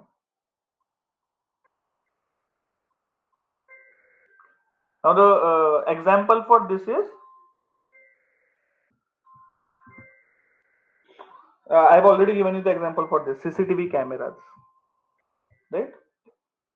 If you're displacing, you're creating a negative outcome for somebody else, then you are displacing somebody. So that is your displacement rate. That you can get from your primary survey or through counterfactuals also. In that way also I forgot to mention about the data source, right? One easiest data source is primary survey, right? Another could be your counterfactuals also. Counterfactuals is nothing but your control and treatment group survey that you do, right? Treatment group is somebody, let's say in a village, there are 100 youths who have undergone your skilling program, and there is another set of 100 youths who haven't undergone the skilling program. In control treatment survey, in counterfactual survey, what you do is you ask the questions to both the set of beneficiaries who have undergone, who haven't undergone the skilling, right? So the control group, that is the group which has not undergone the skilling training, if 10% of the beneficiaries said that they have enrolled in a skilling program or they have started earning income due to XYZ training, okay, that is nothing but your dead weight. Because even if the training, because those beneficiaries have not received training from you, even then they have received training from somebody else. That means even if this project wouldn't have happened, 10% of the beneficiaries would have received this training from somebody else. Okay. And Samir, I guess, has asked this question as can we rely upon beneficiaries for this percentage? The answer is yes. You can be more confident by asking 2 3 follow-up questions. As I said, when you ask this direct question to the primary beneficiary, could you have got this training from somebody else? If they say yes, you can reaffirm that they have understood the question correctly by asking, if yes, from what other source, government, NGO. You can make it more detailed by asking if they are telling is NGO, which NGO they are talking about. And generally what happens is, when many of them are telling you we could have got this training from XYZ, from other source, from an NGO, for a nearby company, we definitely discuss this aspect with the NGO project manager if you are from an impact evaluation team, or you can do an FGD with the relevant groups there to understand which other NGOs or which other sources they are talking about. And if they are mentioning it is from the government, definitely as a part of your IDI with the skilling officer there, this aspect can be clarified. So I think beneficiaries are in a position to answer this correctly. That has been my personal experience while doing SRoI for 5 6 corporates. Okay. And secondary research can also be a source for dead weight. Okay, but this is like highly not suggested. Okay. See, the example of secondary research is key. Let's say your NGO was doing a project of reduction, which targeted reduction in infant mortality rate, and your findings are saying that there is 10% reduction in infant mortality rate. Okay, but there is a government report which is telling that for that period, the national or at the district level, there is a reduction in the infant mortality rate by 5%. Right? So straight away the assumption can go that even if your NGO wouldn't have conducted this project, 5% से तो IMR नीचे जाना ही था. So your contribution is that additional 5% only. Okay? Now this becomes questionable in lot many aspects, because see what is happening is, I will tell you practical scenario. Dead weight, displacement, drop off, all these percentage are getting deducted from the gross impact. That means numerator कम होते जा रहा है because it deduct हो रहा है. Any client won't be happy with this. Okay, particularly CSR clients aren't happy with this. They're telling why you're deducting this. Is this a valid assumption that you are making? How we can say that government report is applicable to that area also? A number of questions they will ask. So it is the easiest way, as per my personal experiences, directly ask a question in the primary survey. If the beneficiaries themselves are saying this, if we could have got this from some other source, a valid source, client won't question you. because this is what beneficiary is seeing. You can directly show the data analysis of the beneficiary. Simple. Secondary research becomes more dicey. It becomes more subjective, is what I feel. The clients don't accept secondary research. Okay. Displacement is easy, I believe. I've already discussed this example. Negative outcome, right? Attribution is, as I said, somebody else's contribution to the project is attribution. Okay. The easiest way to know attribution is budget distribution. If 100 rupees is the total input cost, what percentage comes from other stakeholders' contribution, from beneficiaries' contribution? That percentage is your attribution, right? If budget, there is no budget distribution, like 100% is from the corporate donor only, no beneficiary contribution, no other stakeholder contribution.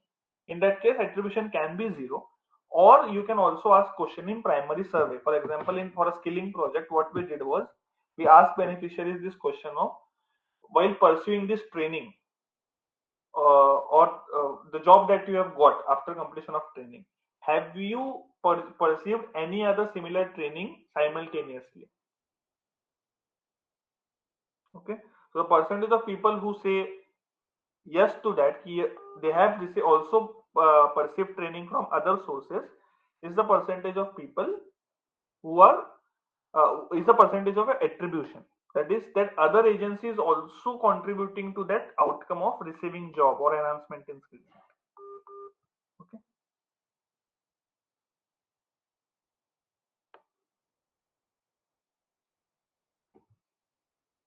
just a minute. I'm receiving a call. Just a minute.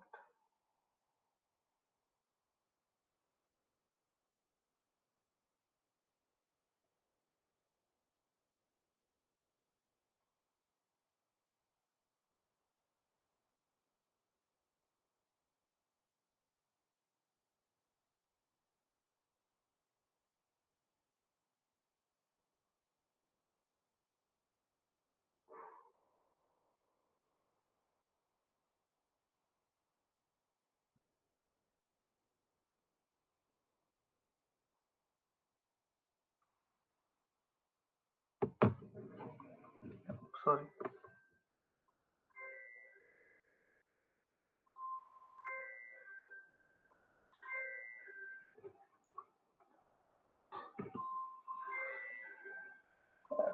Yeah. Attribution is, as I said, somebody's else contribution. Budget distribution is the easiest way, as I said. For example, government or panchayat has contributed some particular amount for the project, or there was convergence involved, right? So that can happen. Then drop off. I've already given you an example for that. So the drop off is applicable to those outcomes which are multi-year in nature, whose duration of those outcomes is more than 1 year, 2 years, 3 years, 4 years. Maximum it can be 5 years. We have discussed this. The maximum cap for duration of outcome is 5 years, right? So for those outcomes which are multi-year in nature, drop off percentage comes into scenario. Uh, like from when we are carrying forwarding the gross impact of year one to year two, and from year to year three, we the drop off percentage comes into picture. That is, by that percentage, the impact is been reduced. Now, why this happens? See, we all are development professionals. We have done our masters, bachelors from various reputed institutes. When we got our first job, okay, the entire credit was given to our teachers, right? Our friends, our neighbors there, okay? Or entire credit goes to the campus, to the teachers, right? When I receive my job, in the first year, I will give the credit. Then I'm continuing that job for the second year. Now my manager has a role to play. I have done some upskilling courses. On the job learning is a lot, right? So I cannot now attribute 100% of it to my teachers and my campus now, because my manager also has a role to play now. So that is where drop off percentage comes into picture. 100% credit cannot be given to my previous thing. That is, in your case, it might be the donor or the NGO. 100% of the credit cannot be taken by your NGO. Then other aspects starts to kick in, on the job learning, upskilling, taking other courses starts to kick in, right? So the relative importance or influence of the outcome reduces over time, correct? As I've already given in the example. Okay. Another can be the retention rate of the beneficiaries. Okay. On on an annual basis, is 20% of the candidates are leaving the job. So that 20% is my drop-off rate. When I'm going from year one to year two, year one was 100% of the beneficiaries, let's say, received the job in an XYZ scenario. So for them, 12,000 per month salary into 12 into number of beneficiaries, my one first year ka gross impact. But when I'm carrying forwarding that to the second year, 20% have already left the job. So only I should carry forward 80% only. That is the concept of drop off. I will explain this in the Excel sheet again. Okay. So let's move on to Excel sheet.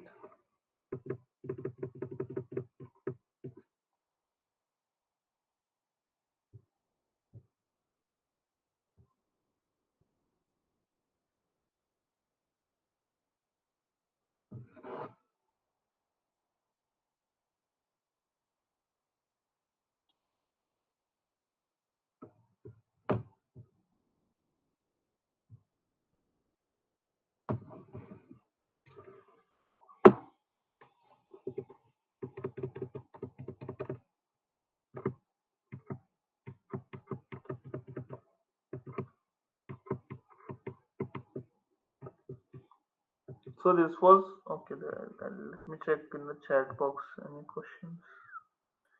Samir, I've answered. Other donor contribution is attribution. Yeah. Other stakeholders contribution is attribution. Deepak. Dead weight can be 0%. Yes, Tanmay. All of these aspects, dead weight, displacement, attribution, and drop off can be 0%. Depends upon the project, depends upon the project findings. So that means for the percentage of attribution, the impact value have to be adjusted. Yes, correct. Somdat.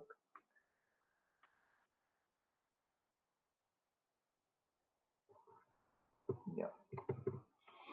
So in the first scenario, in first outcome, there is increase in income of farmers, who are beneficiaries of check dam, right? We have arrived at the gross impact value already, right? Moving on to net impact value, I have taken 20% as dead weight, 10% as displacement, 19% as attribution, and 15% as drop off. Okay. I have written the explanation or calculation behind that.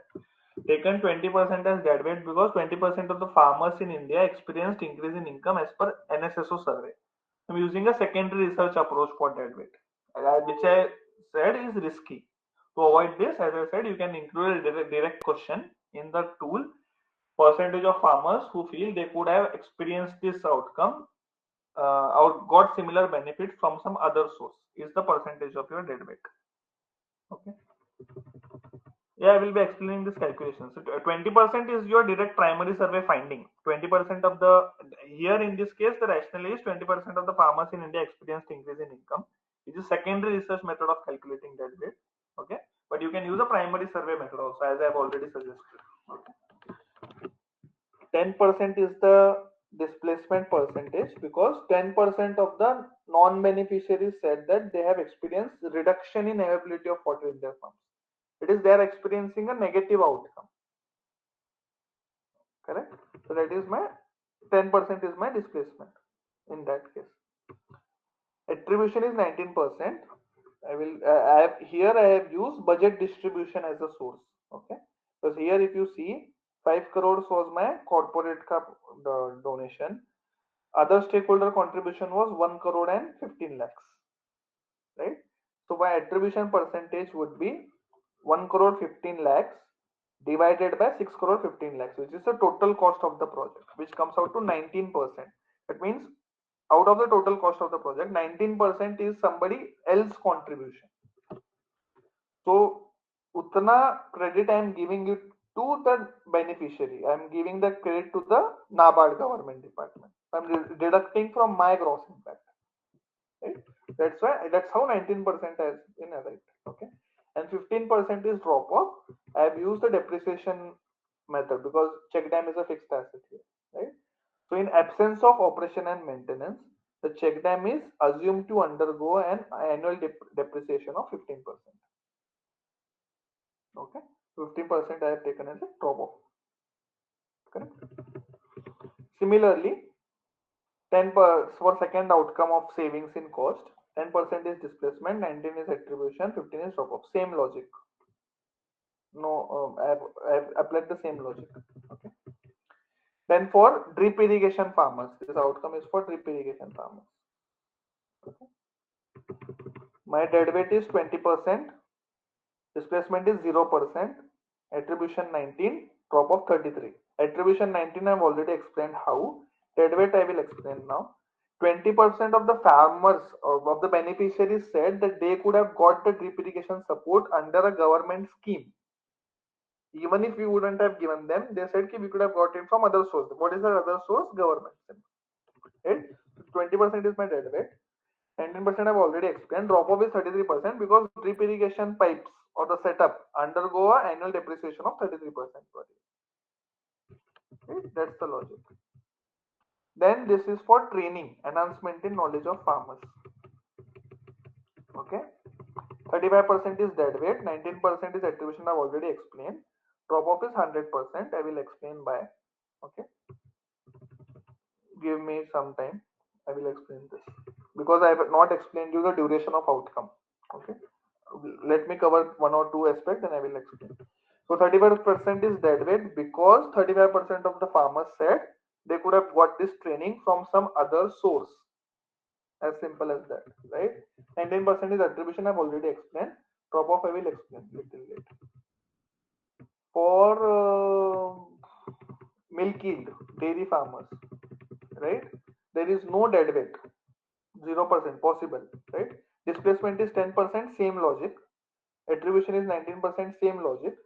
Drop off is 25%. The logic is 15% is the same logic which we applied for check dam depreciation rate, right? Because the dairy farming enhancement is coming from that enhancement in groundwater level outcome, which is related to check dam. Depreciation of check dam will affect this outcome also, right? 15% drop off in check dam plus 10% is counted extra to account for decrease in quantity of milk during advanced lactation periods. This is something which we derived at after discussion with the animal husbandry officials then and the beneficiaries also as part of our FGD. Okay, this will depends upon your field scenario. So this is how I will drop off. Hello हाँ महेश, जी madam वो कल की training वाला सामान office में रखा है? Just a minute. Okay. Yeah.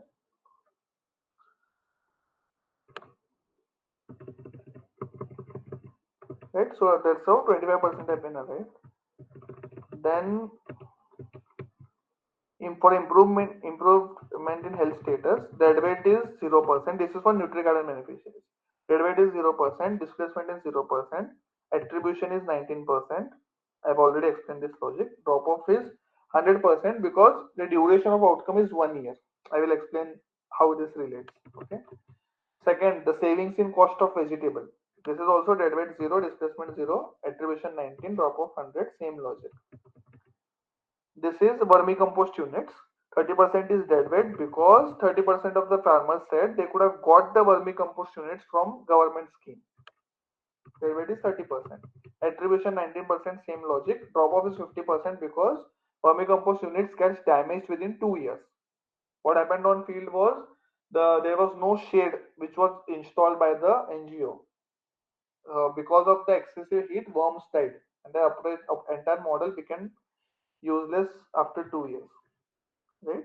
So I've taken it, assumed it to be 50%, the drop off. This I guess is easy in availability of water. Yeah, village community. Here the dead weight is 0%, displacement is 10%. I've already explained the displacement because 10% of the non-beneficiaries said they experience reduction in availability of water.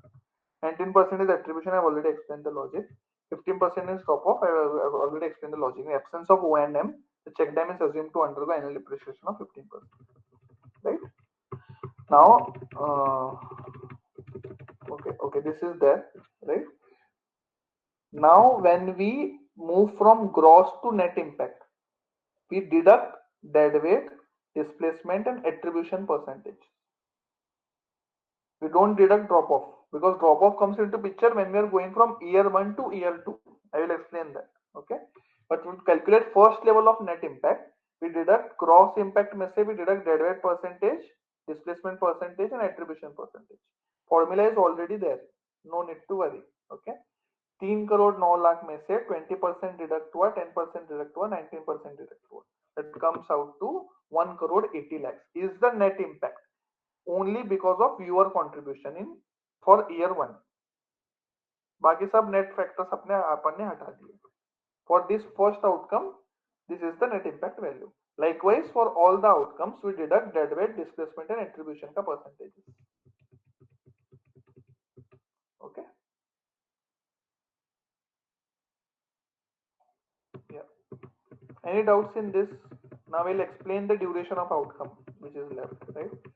Duration of outcome is, as I said, how long will the duration continue to benefit? How long will the beneficiary experience that change? Is nothing but the duration of outcome. Okay. I have taken it at 5 years for check dam related outcomes because check dam is annual depreciation that the check dam undergoes is 15% in absence of any O&M. Okay. 15% मतलब लगभग 6-7 years हो गया duration of outcome. मतलब depreciation rate wise अगर calculate करें तो because 15 6 का 90% है, राइट? सो 6 years से ज्यादा ही होगा, 6.5 something. But as I said our maximum cap is 5 years, right? So I've capped it up to maximum 5 years. Okay. अब उसके बाद क्या होगा we cannot assume.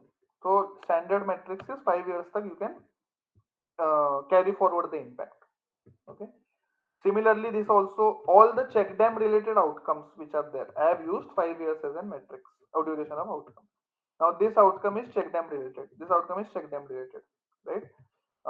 This is drip irrigation related. So here the duration of outcome is 3 years because the depreciation rate is 33%. Right? Farmers के लिए enhancement in knowledge of farmers. Here the duration of outcome is 1 year because the nature of financial proxy is likewise. There can be two rationality to this. One is depends upon your nature of financial proxy. Another is it can also depends upon the retention of your beneficiaries. If the training here the rationality that I have given is the training was of shorter period and the farmers retained the learnings maximum for 1 year only. This can be one rationale. Another rationale is the nature of financial proxy. What do I mean by that? Here the financial proxy is cost of pursuing similar training from other source, which is 2000 rupees. Now कोई भी farmer एक ही बार ये training लेगा, मतलब उसको दूसरे private source से भी अगर लेना है तो ये खर्चा जो हो रहा है वो एक ही बार होगा. तो अपन बोल रहे हैं एक ही बार ये कॉस्ट सेव होगा. तो ये duration of outcome is 1 year only or indirectly once only. It is not a multi-year outcome because the nature of financial proxy is likewise. Right? तो मैंने यहाँ पे बोला था कि मैं बाद में एक्सप्लेन करूंगा. Your duration of outcome here. Nature of financial proxy is one aspect of determining duration of outcome. Fixed asset में depreciation rate I have explained. Beneficiary retention इसमें नहीं आ रहा है, वो स्केलिंग वाले प्रोजेक्ट में आएगा ज्यादातर, या फिर इंफॉर्मेशन रिटेंशन वाला एग्जांपल मैंने दिया अभी. And 5 years maximum cap example I have given, right? So here in this case the nature of financial proxy is one time in nature. In that indirectly that becomes duration of outcome as 1 year. Okay. Now farmers there is increase in milk, the dairy farmers. Okay. Now this outcome is related to check dam. तो check dam के लिए जो मैंने duration of outcome लिखा था वो मैं 5 years same apply कर सकता हूँ यहाँ पे. If not that I can also base my duration of outcome on my primary research with the technical experts, animal husbandry official और द बेनिफिशियरी. ठीक है. यहाँ पे हमने V base this duration of outcome in discussion with animal husbandry official. If that insight is not available you can use 5 years also, which is in alignment with the check dam outcome. Fine. Farmers who receive Nutri-Garden support. The duration of outcome is 1 year because the Nutri-Garden survived for maximum 1 year only. बाद में उन्होंने ध्यान ही नहीं दिया beneficiaries ने, एक बार दो बार सब्जियां खा ली, then they didn't maintain it, it died, nutri garden died. Okay, so 1 year. Now उसके रिलेटेड जो आउटकम्स होंगे, savings in cost of purchase of vegetables, improved health status, sorry Kala, I will use English, improved health status, savings in cost of purchase of vegetables is Nutri-Garden related outcomes. So for both of them, the duration of outcome is 1 year. Okay. Then income from sale of vermicompost, I've already said the duration of outcome is 2 years. Vermicompost units cause damage within 2 years. That is the rationale. Right? Here, ease in availability of water is an outcome which relates to check dam. That's why I've used the same logic of 5 years, which we used for first two outcomes related to check dam, increase in income and savings in cost. Same logic I've applied here, 5 years. Right? And the last one is improvement in brand awareness. Here the duration of outcome is 1 year because marketing and branding activities will be required in next year again. This can be one rationale. Another rationale can be nature of financial proxy. Average per capita cost of creating similar brand awareness is for per year basis. Okay, so that's why I've taken it as 1 year. मतलब एक ही time होगा वो खर्चा. If the nature of cost is one time in nature, then the duration of outcome also becomes 1 year. Okay. Any doubts? Please feel free to ask. If you have not understood a single word, also you can ask.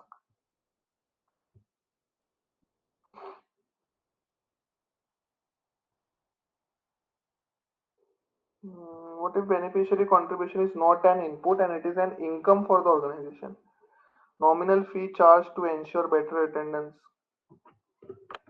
No, so see, beneficiary contribution is never an income, Jaswant. It definitely reduces your cost indirectly. So you say it as an income or cost reduction, I think ultimately the effect remains the same. It will go to the denominator only of the SRoI. SRoI is for 1 year or 5 years, or it depends upon period considered. In case of multi-years, drop-off will be compounded. Deepak, drop-off comes into picture only for outcomes which are multi-year, number one. And this 1 year, 2 year is not the period of SRoI. It is the period of outcome. SRoI is calculated once only, like for whatever period the project is there. You calculate. Let's say your project is of the duration of the project is, let's say, 2 years. So after completion of project, that is after 2 years only, you calculate SRoI. And whatever outcomes I'm talking about, those are the duration of outcomes. Whatever time period I'm talking about, that is duration of outcomes, not the duration of SRoI, not the duration of project. Okay.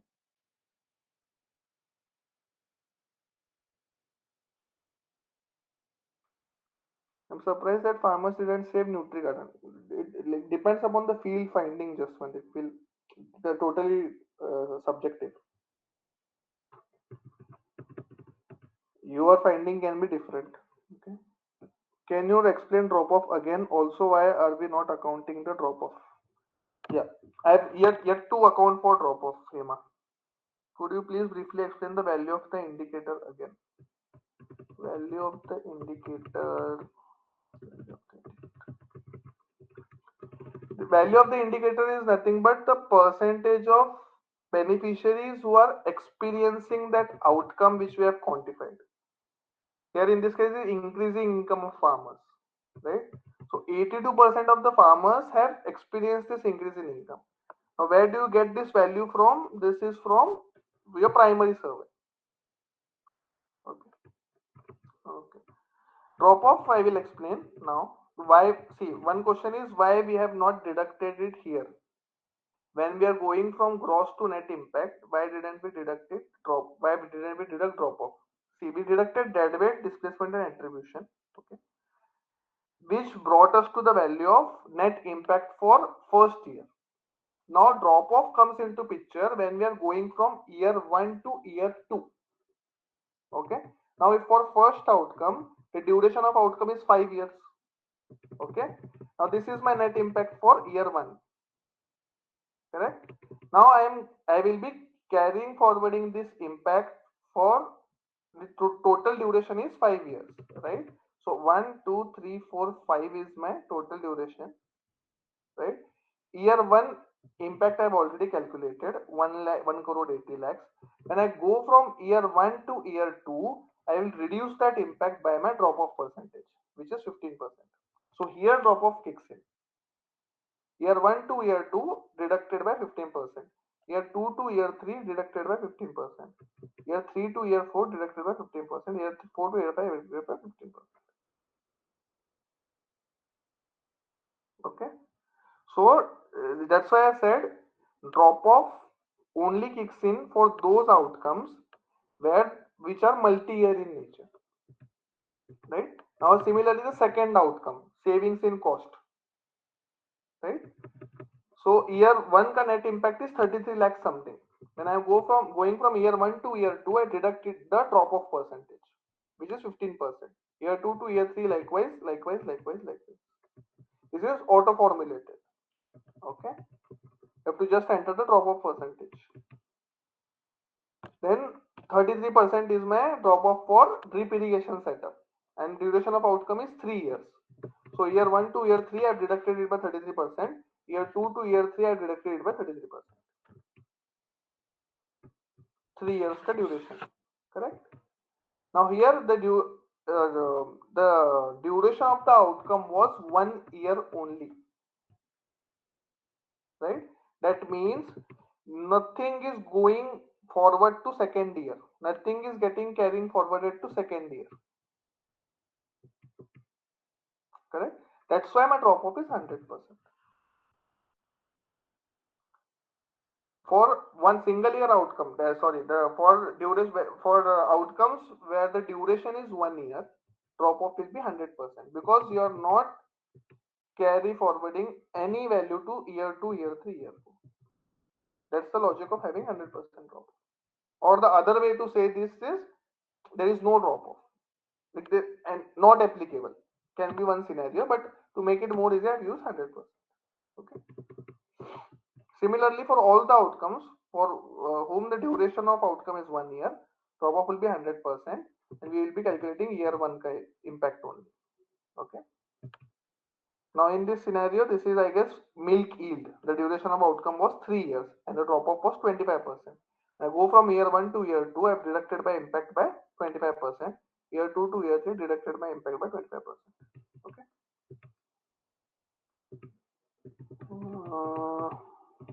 This is for Nutri Garden. Duration of outcome was 1 year. That's why 1 year and 100% drop off has been taken. Okay. This is vermicompost units.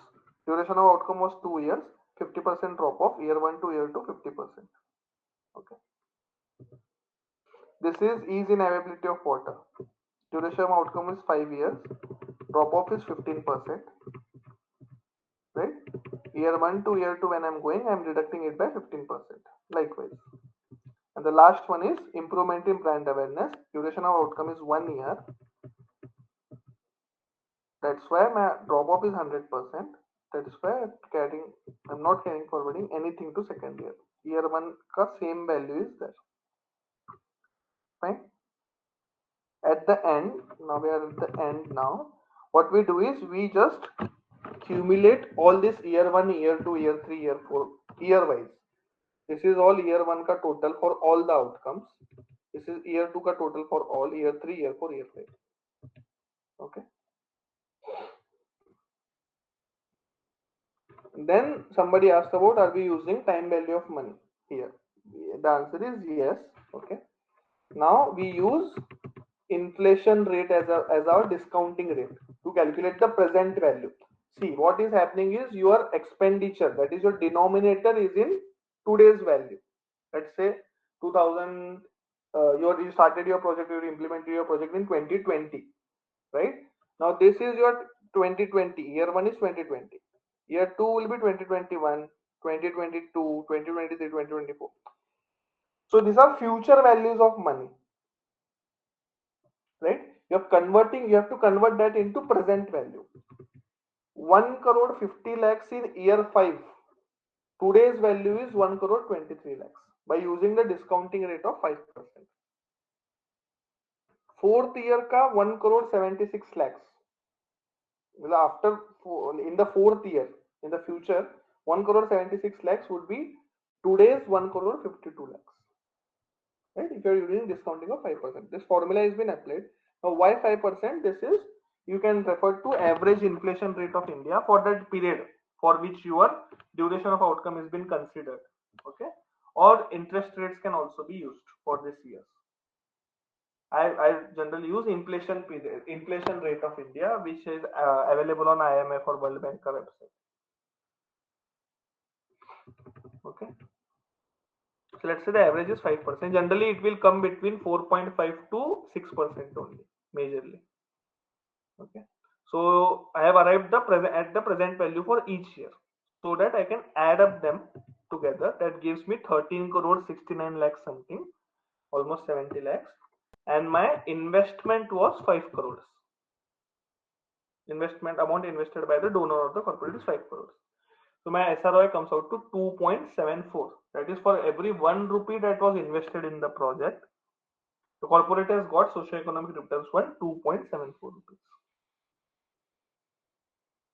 Any doubts?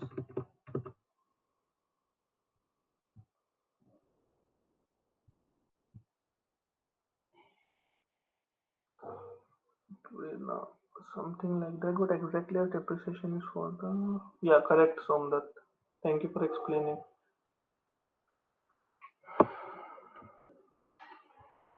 Any doubts in this?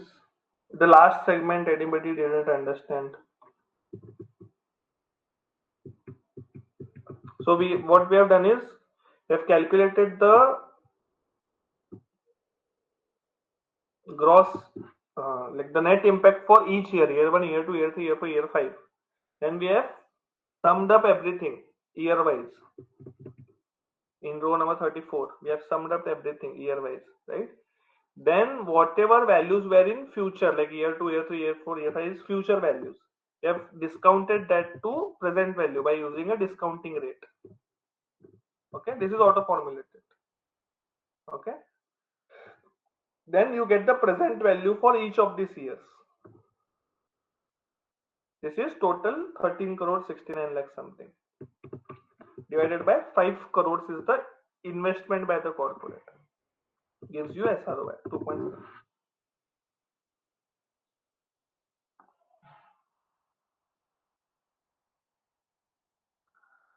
Is this model developed by you? No, this is not developed by me. SRoI is a framework. As a framework, it is developed by SVI, Social Value International. It is their template and their guidelines. The principles that I introduced, the 5 principles, more 3 principles I will introduce now. So all these principles have been defined by SVI. Okay, I have just simplified it from an Indian context, because theirs is an SVI is an international chapter. Recently, Indian chapter has also been announced, but they are yet to announce their trainings. This entire course content is as per my practical experience of doing it for my clients. Okay. So yeah, calculating SRoI, as I said, total present value of net impact divided by total input cost or investment that has got into it. The present value is calculated using average inflation or interest rate for these years. Input cash is calculated using financial inputs and monetary value of non-financial inputs. I've already explained this, right? Step 6 is reporting using and embedding the SRoI values, right? SRoI report should be prepared and shared with all the stakeholders. The SRoI results should be utilized as benchmark if good, and for improvements in the program if bad. See, SRoI value helps you to know where exactly is your project standing.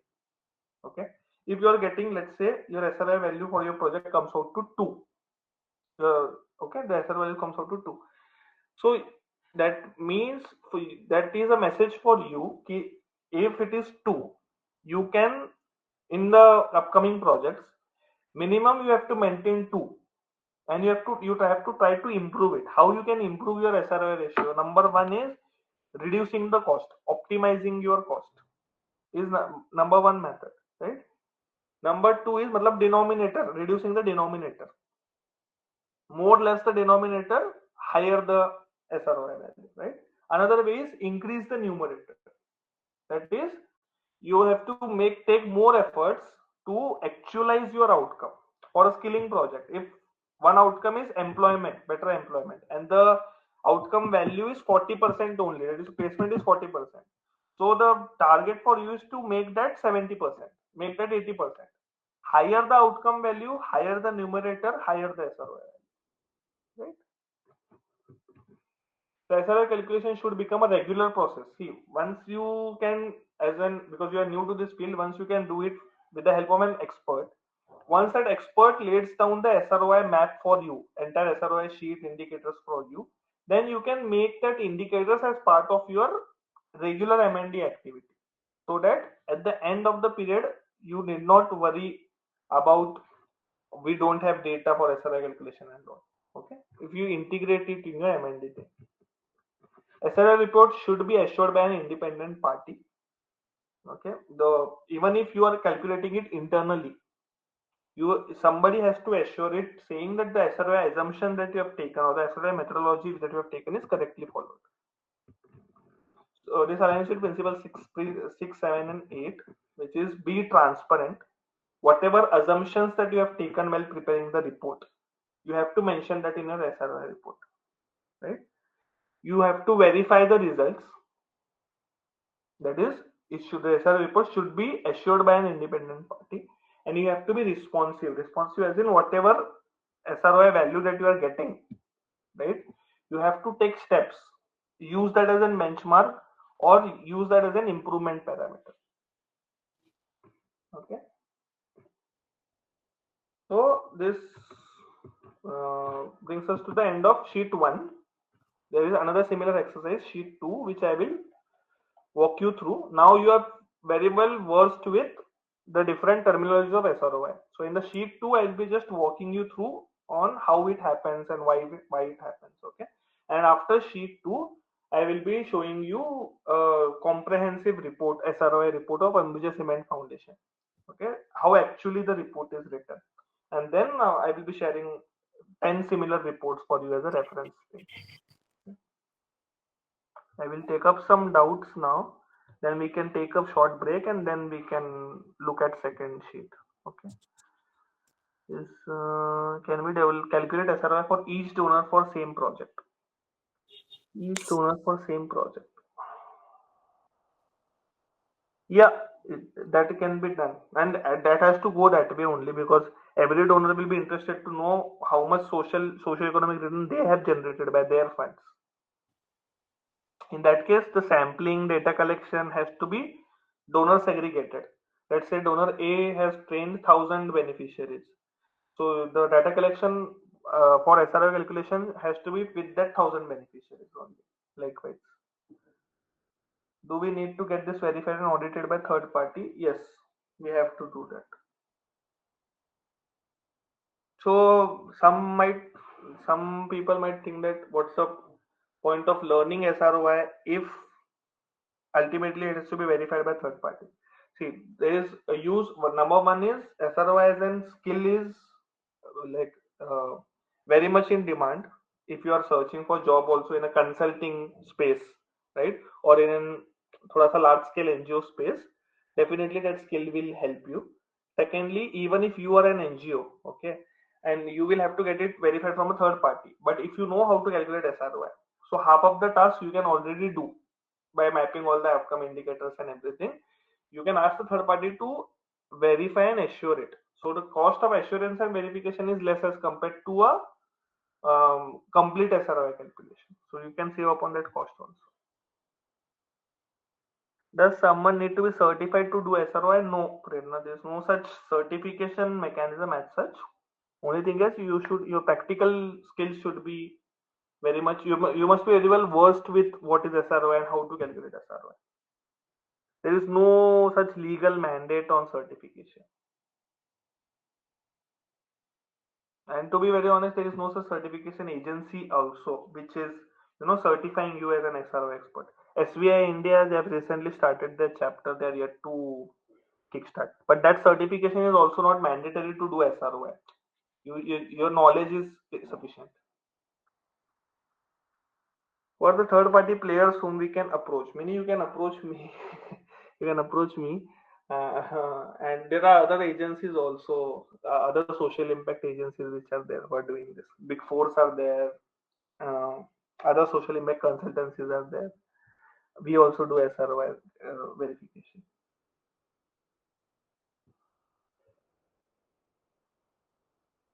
And anybody else? How about SRO of the organization? Is that possible too? SRO of the organization, that can be done. This is nothing but uh, uh, outcomes for all the project that we have done in the first sheet. Lay down outcomes for all the project, apply financial proxies. Same process can be followed. Fine. Let's take a short break of 10 minutes. Right. We will regroup at 1:05, and then we will complete the remaining thing. We'll regroup after 10 minutes.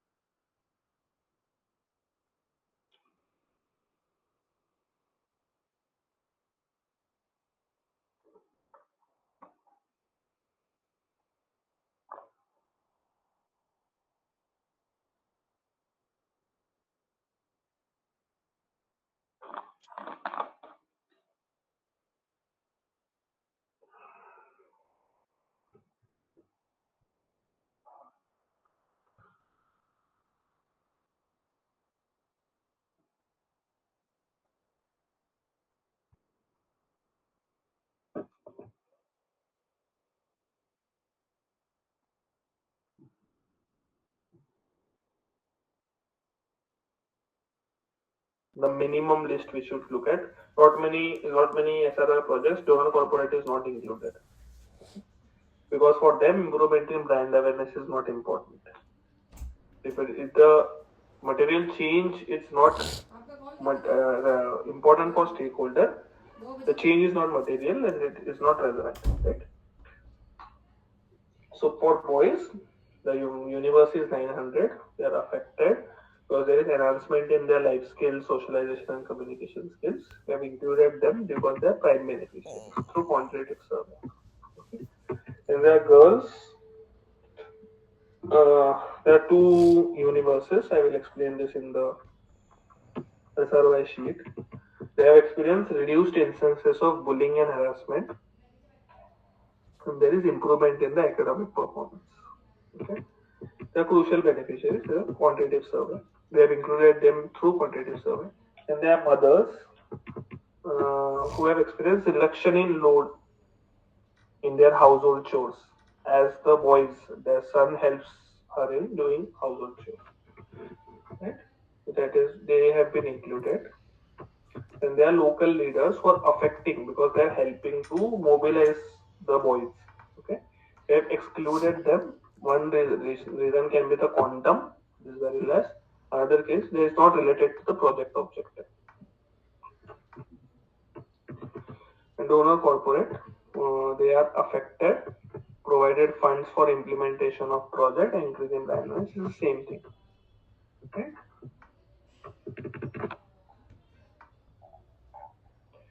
I have not made it too complex.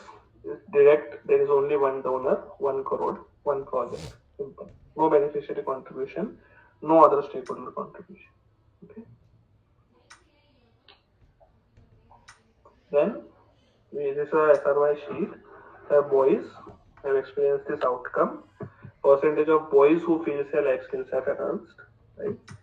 The value of indicators, let's say 70%, comes from your primary survey. It can be with the boys or with the parents also, because the age group is 7 to 11. So if the boys are not able to answer, you might have to ask the parents. Okay. Universe is 900. 900 ka 70% comes out to 630. Right?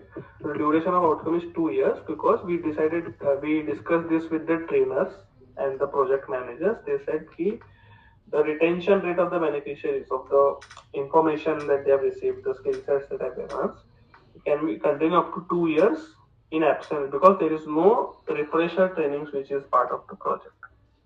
Okay, that's why we've taken duration of outcome as 2 years. Okay. Then girls, they are experiencing reduced instances of bullying or harassment because boys have this enhanced knowledge on gender equity and gender sensitization, right?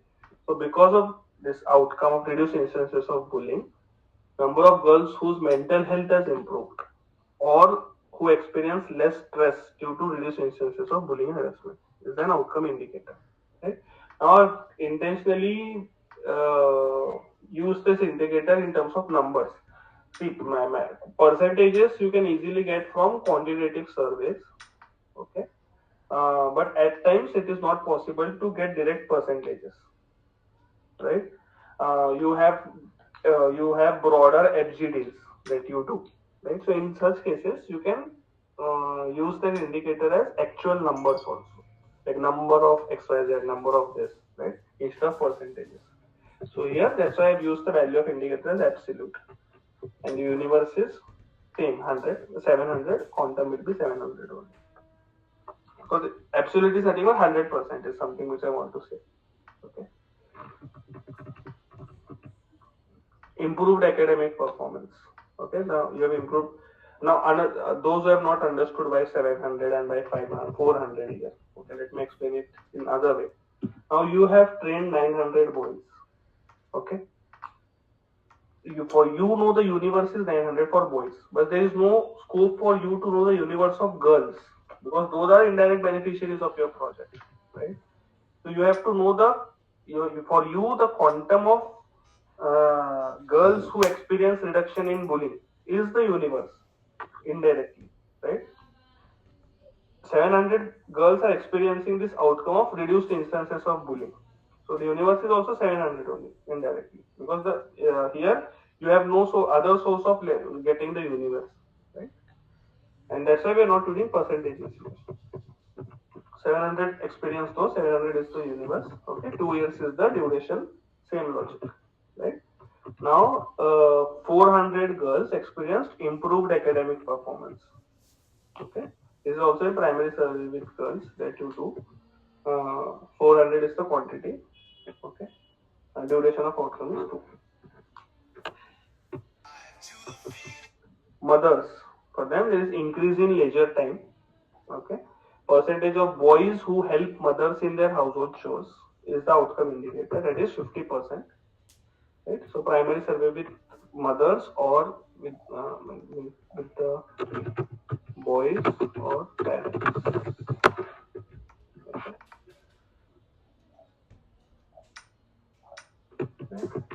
900 was the universe of boys. 900 ka 50% comes out to 450. Duration outcome 2 years. Same logic. Okay. Corporate donor, I've already explained this in the previous sheet. Let's say it is 75%. 900 ka 75% comes out to 675. 1 year is the duration of outcome. Now, uh, let's decide what can be the financial proxy. Okay, let's interact and decide this. Okay, so what outcome one, which is enhancement in life skills, in socialization or communication skills. Number one is these outcomes can be three separate outcomes also. Enhancement in life skill can be separate, and enhancement in socialization and communication skill can be separate. That is possible. For me, the data availability was tested and the survey question that I asked was a bundle. In bundle. So that's why I have no other option but to include it as a bundle outcome. Okay. So what do you think can be the financial proxy for this outcome? Enhancement in life skills, socialization, communication skills. Think of three methods. There are three methods of assigning financial proxies. Number one is direct valuation. Is there any direct increase in income or direct savings in cost here? I don't think so. So for method one we cannot use, right? Method two is price of related market traded goods. Can we use that here?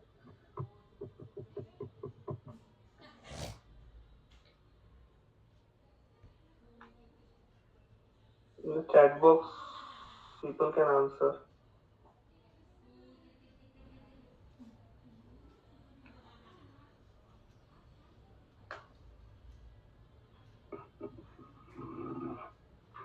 Okay, what do you think, Samir, can be the financial proxy?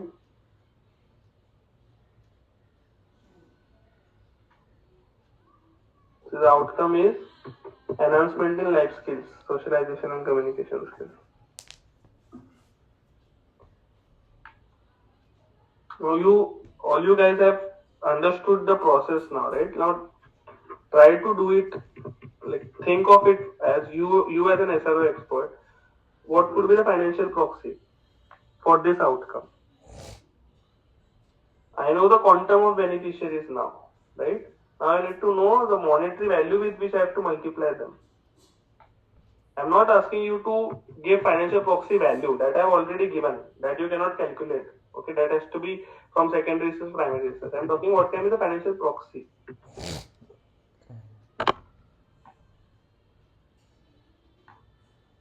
Competition scholarships, no.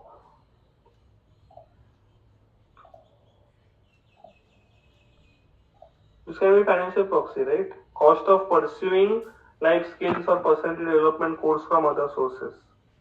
Or if that is not possible, the third method, as I said, parents' willingness to pay for imparting these skills to their children. But I think second one is possible, cost of pursuing life skills.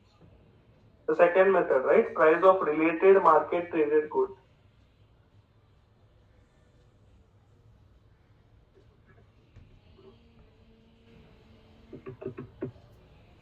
Okay, let's try to do this for second one. Reduced instances of bullying or harassment, because of which what is happening is there is better improvement in mental health of the girls, or they are experiencing less stress due to reduced instances of bullying and harassment, right? What is financial proxy?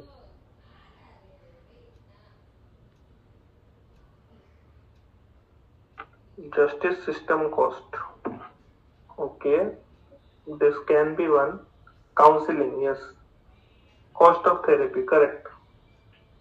Cost of consulting a counselor, cost of consulting a psychologist, medical cost, correct.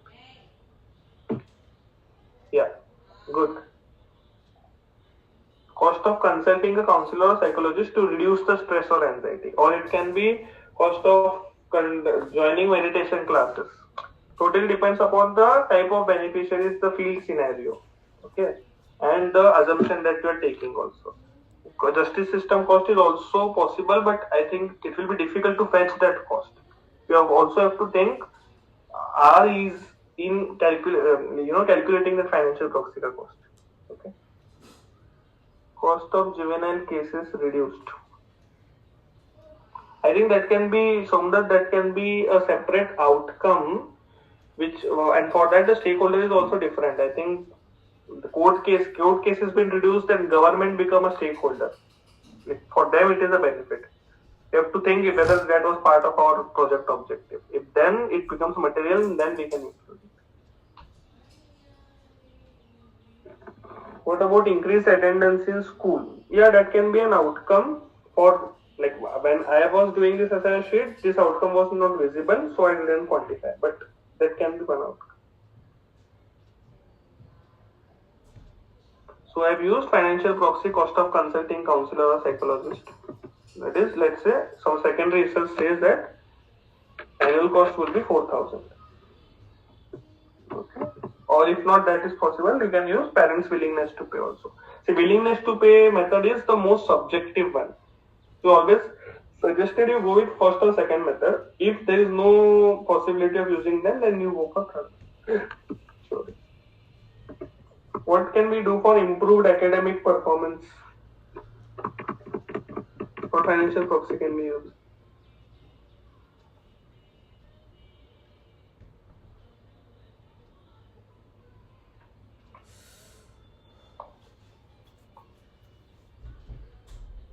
First method. Cost of extra tuitions, correct. Annual fees of private tuition class. Correct. Right? Let's say that is 2,000. Correct. Good. Increase in leisure time. Mothers are experiencing this. Right? What can be the financial profit? See, the SRoI game is on two aspects. One is identifying the financial proxy, and second is how correctly you collect data on deadweight, drop-off, displacement, and attribution. If you are able to do this, rest it is easy. This rest outcome mapping is easy. Okay. What do you think can be increase in leisure time outcome for a financial proxy for this outcome? Increase in leisure time.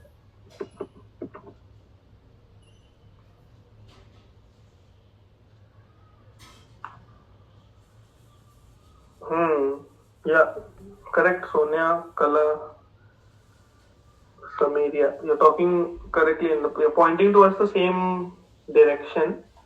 So because there is increase in leisure time, one assumption can be hourly rate which mothers are willing to pay for the leisure time. That can be one.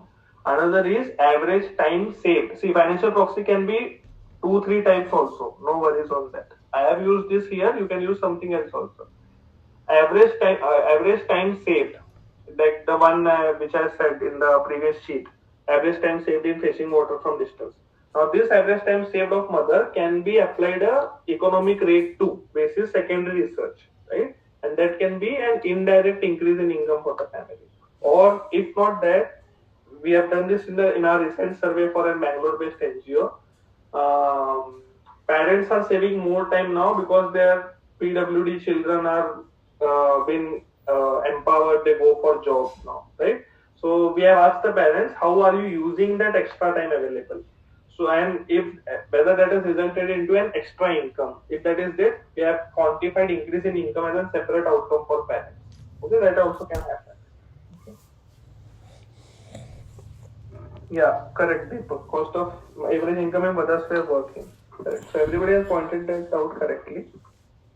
So what I did here was hourly rate, which mothers are willing to pay. The third method I've used. You can use the second one also, correct. So here it was 1 hour per day is saved. 100 rupees per hour is the willingness to pay of mothers into 365 days in a year. It becomes 36,500. Okay. Cost of special education. No, okay, that Rohit is correct for PWD thing. I'm talking about this sheet. Okay, and then for donor corporate, I've already explained this. Improvement in brand awareness, average per capita cost of creating similar branding activities. Okay, that is there. Good. Fine. You mentioned the source of the financial proxy. Then you multiply the quantum of beneficiaries by the financial proxy value. You get the gross impact. Right? Then you calculate deadweight, displacement, attribution, and drop off. Okay. Now I have written the percentages here. You will have to guess what can be the possibility of this scenario. What can be possible scenarios of Attribution dead weight in this case. See, scenario for dead weight is easy. Percentage of beneficiaries who said they could have got this training or got this benefits from other sources and easiest mechanism for dead weight. Okay. So what do you think can be the attribution percentage? 20%. Now the outcome is enhancement in life skills, socialization and communication skills. And the definition of attribution is somebody else's contribution.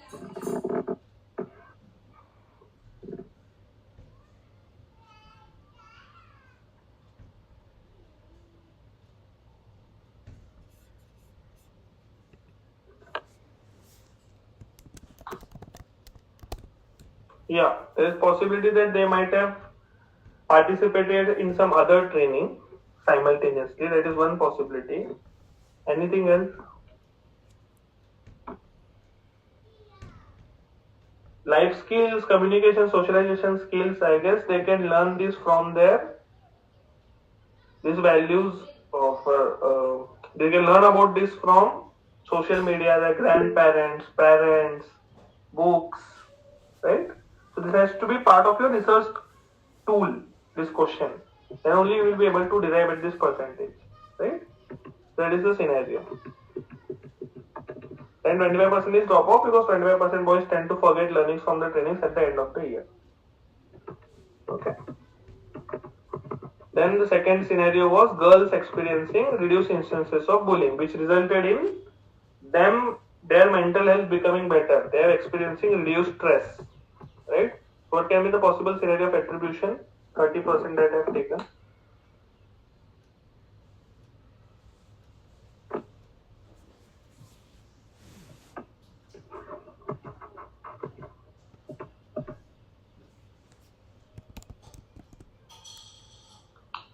Girls experiencing better mental health or reduced stress. What can be the other contributing factors to this? You have to think of this in this way. Sessions in school, parallel peer bullying sessions in school can be one, correct? Them girls participating in other such similar activities, right? 20% were engaged in yoga and sports activities, and 10% girls had arranged awareness sessions. For 10% girls, schools had arranged awareness sessions on peer bullying and harassment. That's why it became 30%. Top of same logic, okay? And improved academic awareness, performance. I guess the same logic. I've used the same logic because the triggering factor is the same. Okay. And for mothers, increase in leisure time. I have used dead weight as 15%, drop off as 40%. There is no displacement and attribution. What do you think is the reason?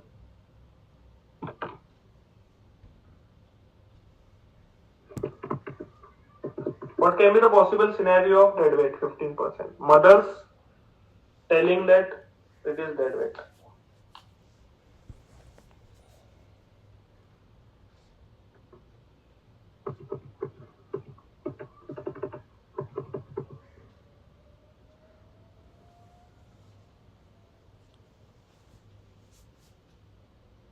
No.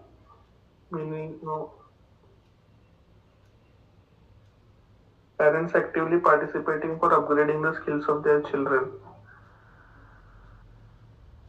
No.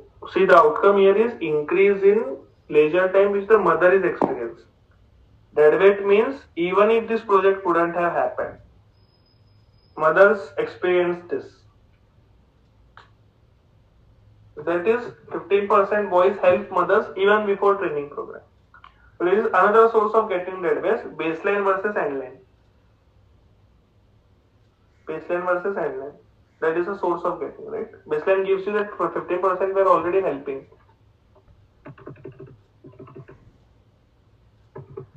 Yeah, Rahul. 40% is drop off because 40% of mothers felt that this helping behavior will stop after 1 year. They're like, this is all drama. I know he will come in Josh and all, and when after 1 year he will forget everything. Okay. Then corporate donor, I have already explained this. Drop off is 100%. Displacement is 10%. This is a unique scenario which may happen that 10% of the parents, particularly fathers, they feel that such trainings are not necessary at this age, and teaching such values, the corporate is an evil or the NGO is an evil teaching such values to my boys. My boy has started asking me unnecessary questions on this and that, and that creates a negative image as a brand perspective. It creates a negative image for the corporate or for that NGO if this outcome is being considered, right? So in that, from that perspective, this is displacement. See, technically, teaching these values is not a negative outcome. I'm saying that your outcome is improvement in brand awareness. And for 10% of the parents, they are like, what have you taught our children? They unnecessarily have eating our heads now. And what is the need of teaching them these values at this age? It's not a good NGO, it is not a good corporate. Likewise. So indirectly, there is a negative outcome in terms of brand awareness for the company. Right?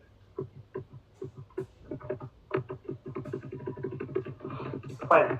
So once you do this, as I said, the calculation goes like 18,90,000 में से you deduct 20%. That comes out to 15,12,000. This is your gross net impact for year one.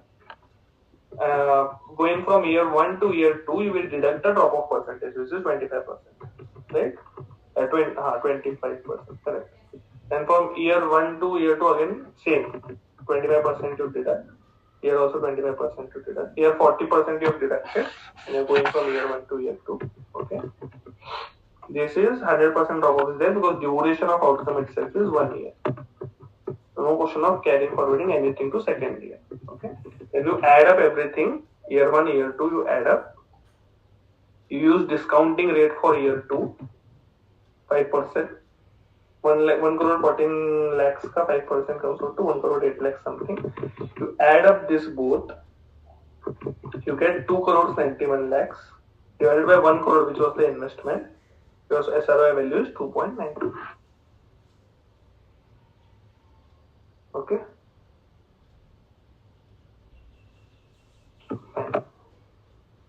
Any doubts?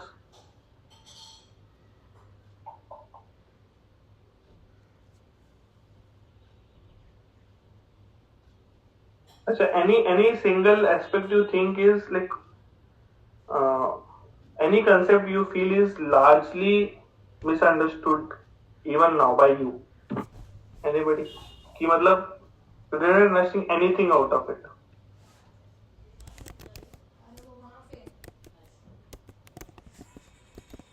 Is there a capping to an ideal SRoI? No, Mini, there's absolutely no capping. Can be as high as 40, 50, 60 also. Totally depends upon the nature of the project and the kind of outcome that you are generating. But ideally, it should be at least more than one is what I believe for your project to continue. Okay. Yeah, definitely. Rahul is asking, can you once explain double counting in outcomes? Double counting, Rahul, is, let's say, the example that I gave for skilling, right? So, your one outcome of, there are multiple outcomes, right? One outcome is increase in income of candidates because of skilling, right? Second is there is improvement in the household contribution of the skilled candidate, of the trainee. Another is there is improvement in lifestyle. Okay, all these are valid outcomes, right? But if I separately write them in like row 1 increase in income, row 2 improvement lifestyle, row 3 increase in household contribution. If I write this as 3 separate outcomes, having the same financial proxy, average monthly self-respect salary will lead to triple counting of that outcome. So that's why I'm saying use that once only. Increase in income is the unique outcome. Other two outcomes, increase in household contribution of the trainee or improvement in lifestyle, comes from that increase in income, right? So no need of taking the other two. Take only the first one, increase in income. Is what I explained as part of my double count.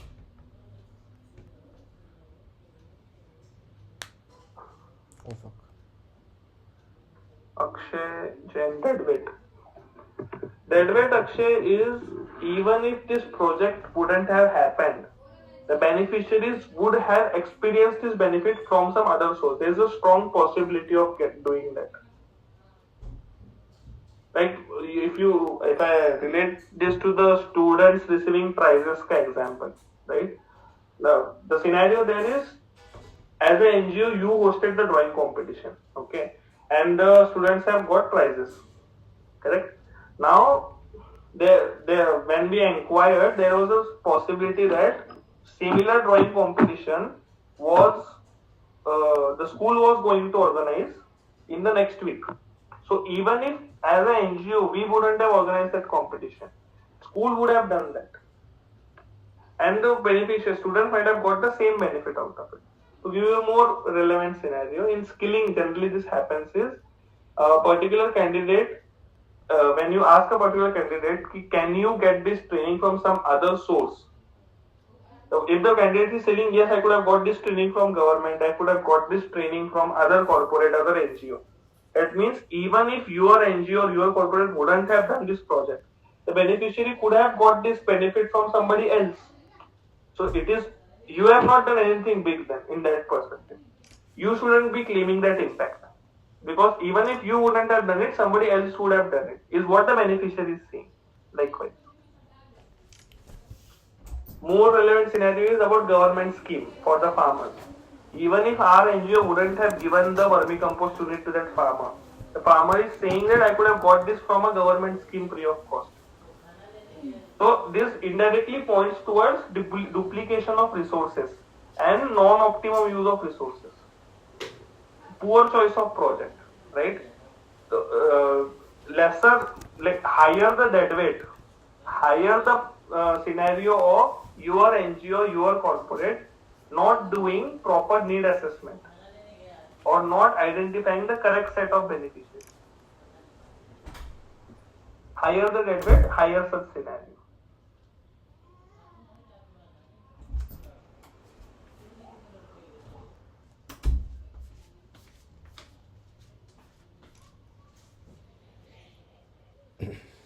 I think here, Deepak, it is meaning the same here. Dead weight, technically, grammatically, verbally, everything is the same. Tanmaya, what if the benefit is not the same but similar? Okay, I think I got your question. See, if we are asking this beneficiary this question of, could you have got this training from some other source? Okay, if the beneficiary says yes, but that other source is a private institute where he would have to pay.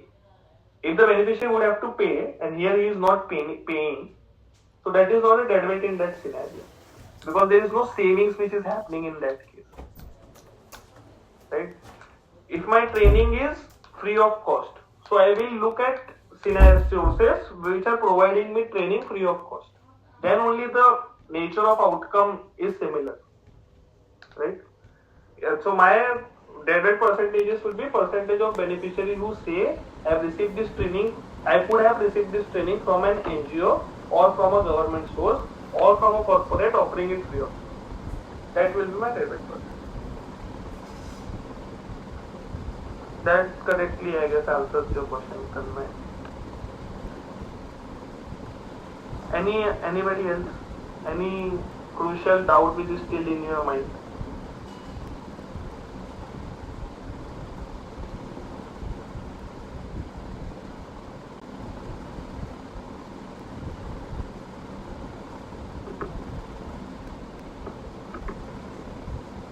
So be sharing all these reports with you. Okay. I'll walk you through one particular report for now.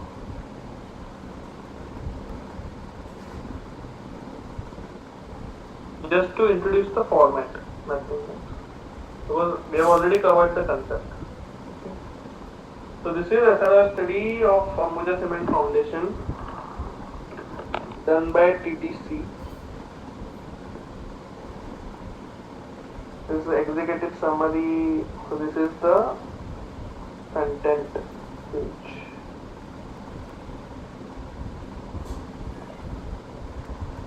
Okay, Okay, so they have done this SRoI study for 3 programs: agriculture, women empowerment, and skilling.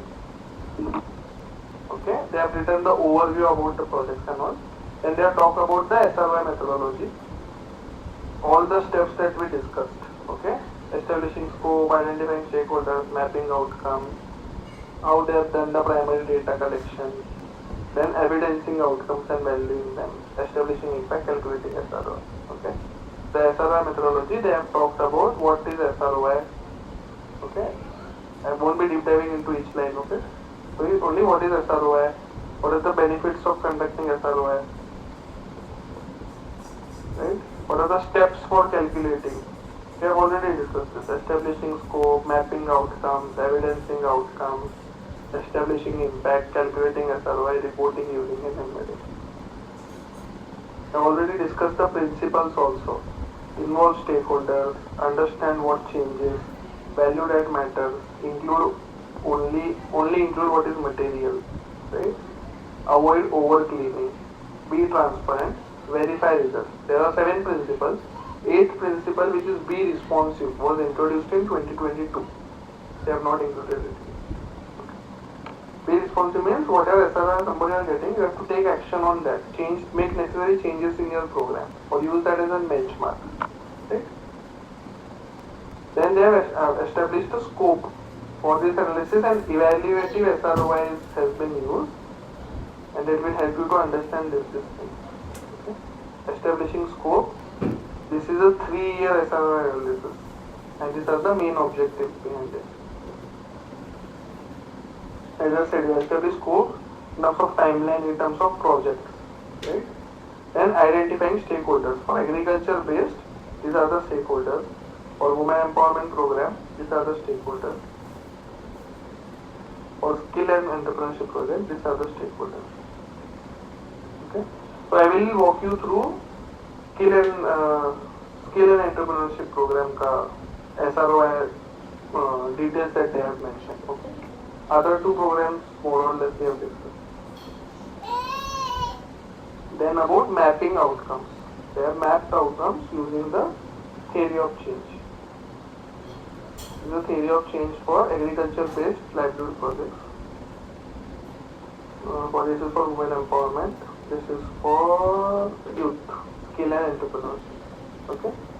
For youth, this is the input, this is activity, this is output, this is outcome, this is impact. We have already discussed this. Right? Creating the impact map. Right? So these are the stakeholders. These are the youth beneficiaries. Inputs that are going into it. Attending the program is an activity. Number of students successfully completed the program. Increase in employment, increase in entrepreneurship, increase in income. Then for trainers, professional development of trainers is something they have quantified. For them, enhancement in skill sets of trainer is a material outcome. For us, it wasn't. Totally depends upon project to project, stakeholder to stakeholder, client to client. Okay? Here the quantum might be more, possibly. Okay?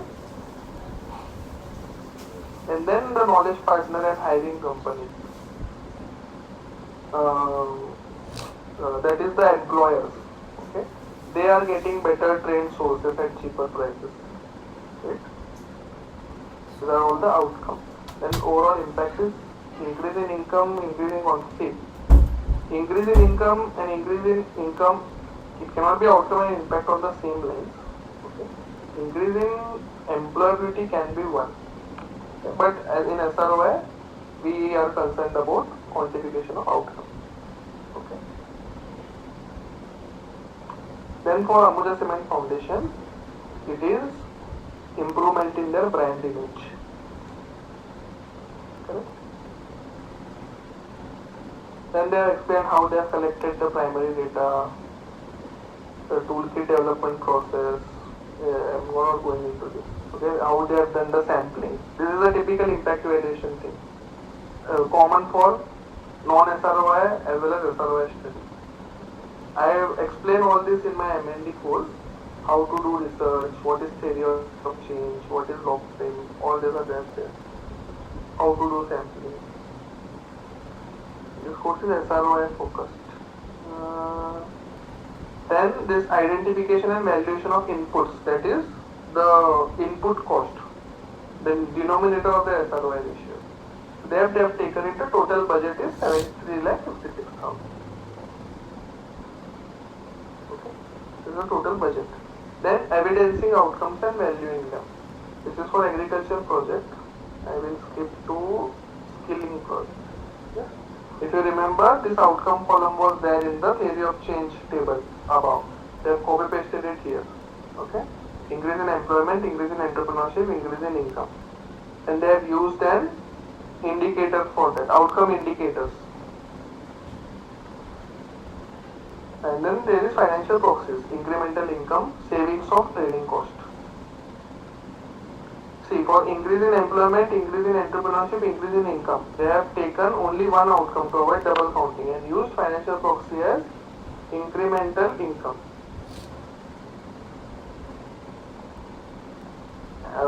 The second thing that they have done is increase in employment they have mapped separately. That is job rate, placement rate is separate.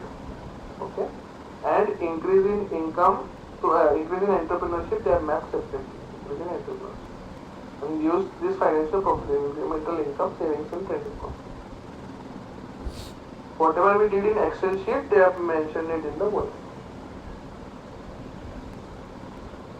Trainers of the program, for them salary increment is an outcome indicator that they have used. Incremental salary after getting promotion is a financial proxy that they have used. Cost saved on receiving this training for trainers they have used.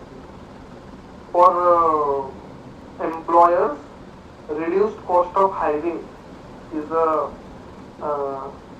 outcome indicator that they have used. Cost saved in hiring new candidates is a financial proxy. Actually, in this report, wording of outcome indicators are different. They have not used like percentage of employers experiencing this or percentage of beneficiaries experiencing this outcome. That is the easiest way of nomenclature to use because it directly helps you to understand what are you supposed to get out of that outcome indicator. Here they have explained that indicator. That's the only thing.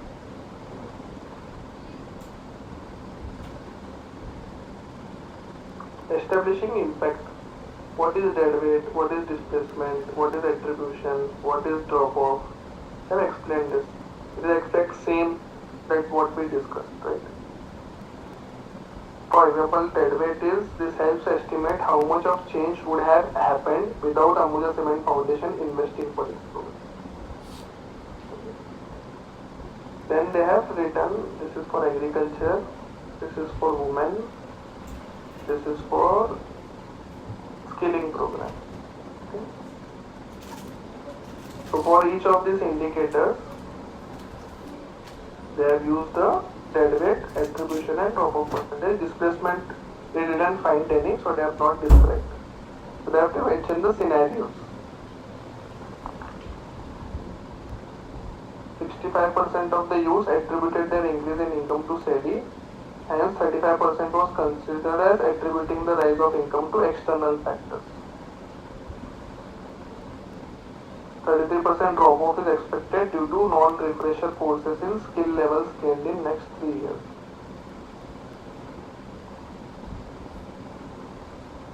Dead weight was taken as 75% as these youths were employed before the program and the program had limited impact in contributing. The dead weight is as high as 75% because they are already employed.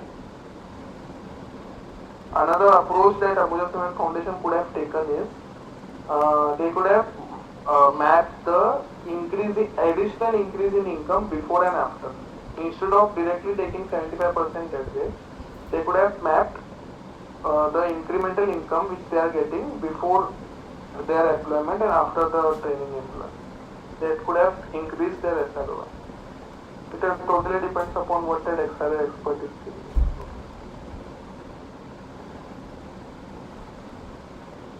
Savings on training cost. 85% was taken as dead weight as this use would not have availed any course and remained unemployed. Just confusing, let me check. 85% was taken at dead weight, as this youth would not have availed any course and remained unemployed. No, I think the dead weight assumption here is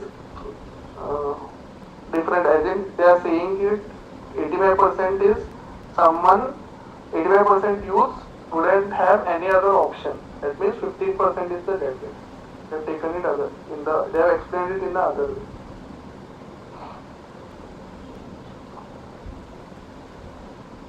Any other unique point? Let me check. This thing, 100% drop off, which I explained. If the increment or the outcome is duration is 1 year in nature, so in that cases, drop off is 100%. The current program is being taken care of by Ambuja Cement Foundation, hence 0% attribution is assigned to others. 50% dead weight is assigned for Ambuja Cement because the trainers would have got an increment irrespective of the skills obtained. Even if this project wouldn't have happened, 50% would have got this benefit that becomes a dead weight.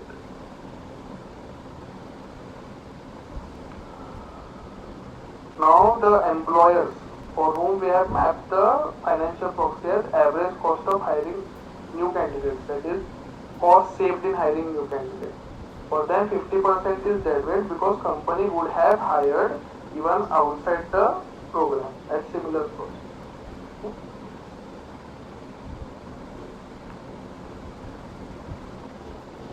100% drop off is assigned as this is one-time cost for hiring companies.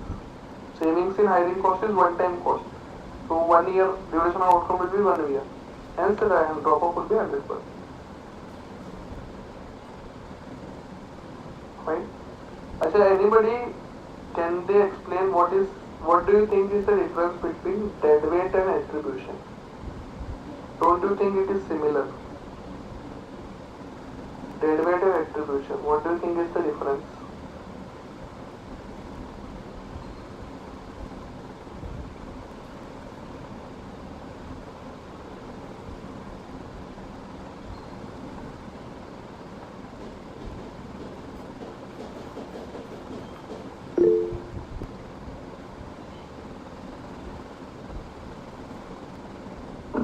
Yeah. Anybody?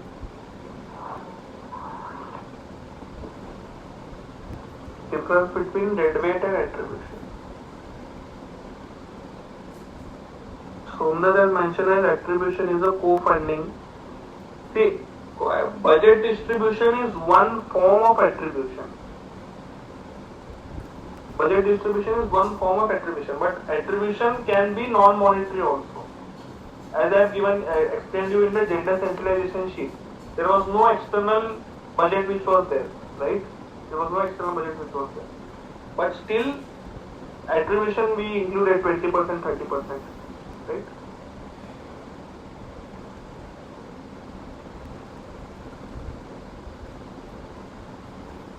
Rahul has explained dead weight is from external factors, attribution is from project internal factors.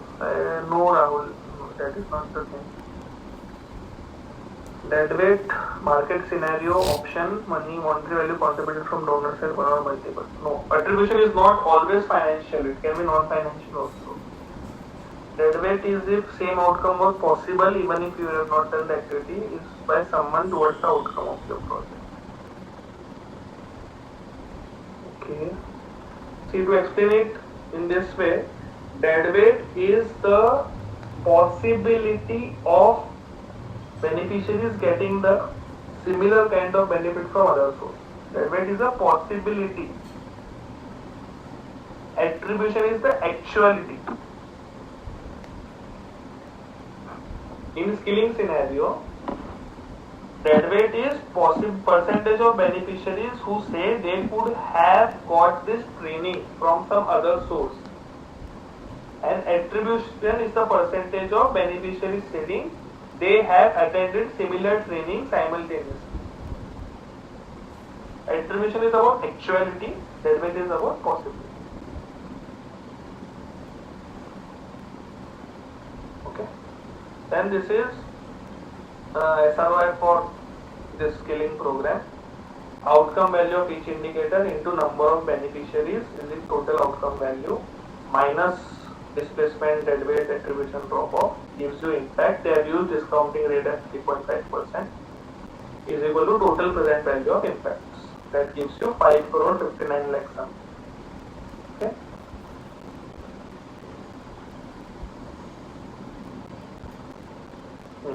Now here's a unique scenario. See, 5 crore 59 lakhs, 19,000 is the impact. That is the numerator. Denominator is 88 lakhs something.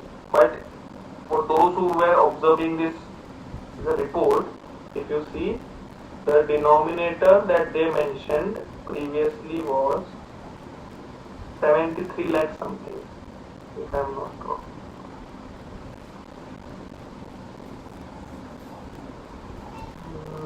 Just a minute. Here, for scaling program, the denominator is that the budget is 73 lakhs 56,000.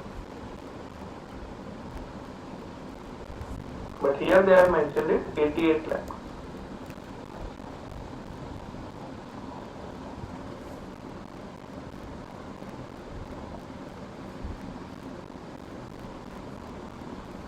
Right? So they have added these two things. Okay? Amount invested by Ambuja Cement Foundation is 73 lakh something. The figure that I have mentioned, that they mentioned previously. Plus monetized value of contribution by the youth candidates, that is beneficiary contribution. Plus monetized value of time spent by TVS employees in the center, employee volunteering activity. Okay, they have monetized this. Is your total input value. Correct? So this gives you 6.35. Then in the annexures they have explained the detailed calculations, how this has happened. Okay. You can check this when you go through this report.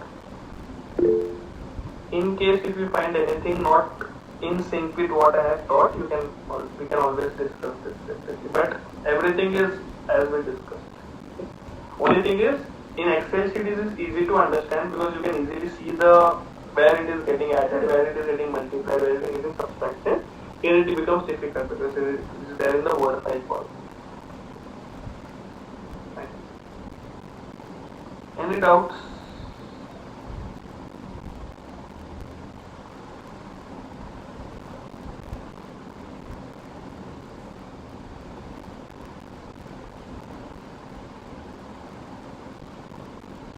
Can it be called gross denominator?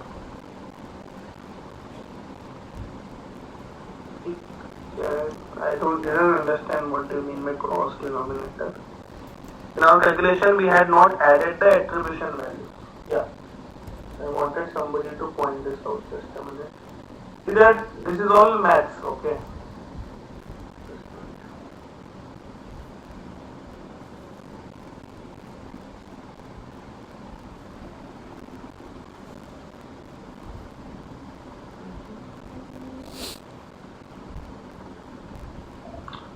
See, our input cost was 6 crores 15 lakhs. If you remember in this project, right? 6 crores 15 lakhs. 5 crore corporate, 1 crore NABARD, 15 lakhs beneficiary. What Ambuja Cement Foundation report has done is, they have taken this entire value of 6 crore 15 lakhs here. But they have not reduced the attribution percentage when they have calculated it here. So their attribution is not being reduced. That's why they have kept the denominator as it is. What we have done is, we have deducted their contribution of beneficiary and government department in form of attribution from the numerator itself. So the numerator doesn't have their contribution. And why the denominator should have their contribution? It should be same, right? If you have deducted their contribution from the numerator, deduct their financial contribution from the denominator also. So that whatever you are getting is for your NGO, your corporate only, no other thing. Ambuja Cement Foundation has, they have not deducted it from the denominator. neither from the numerator. Same thing. Right? It doesn't make any change. It only about mathematics. If you are applying it to the numerator, do it for denominator or don't. Anybody who didn't understand this?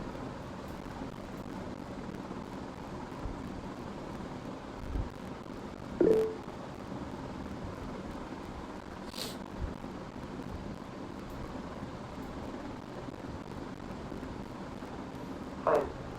Any doubts?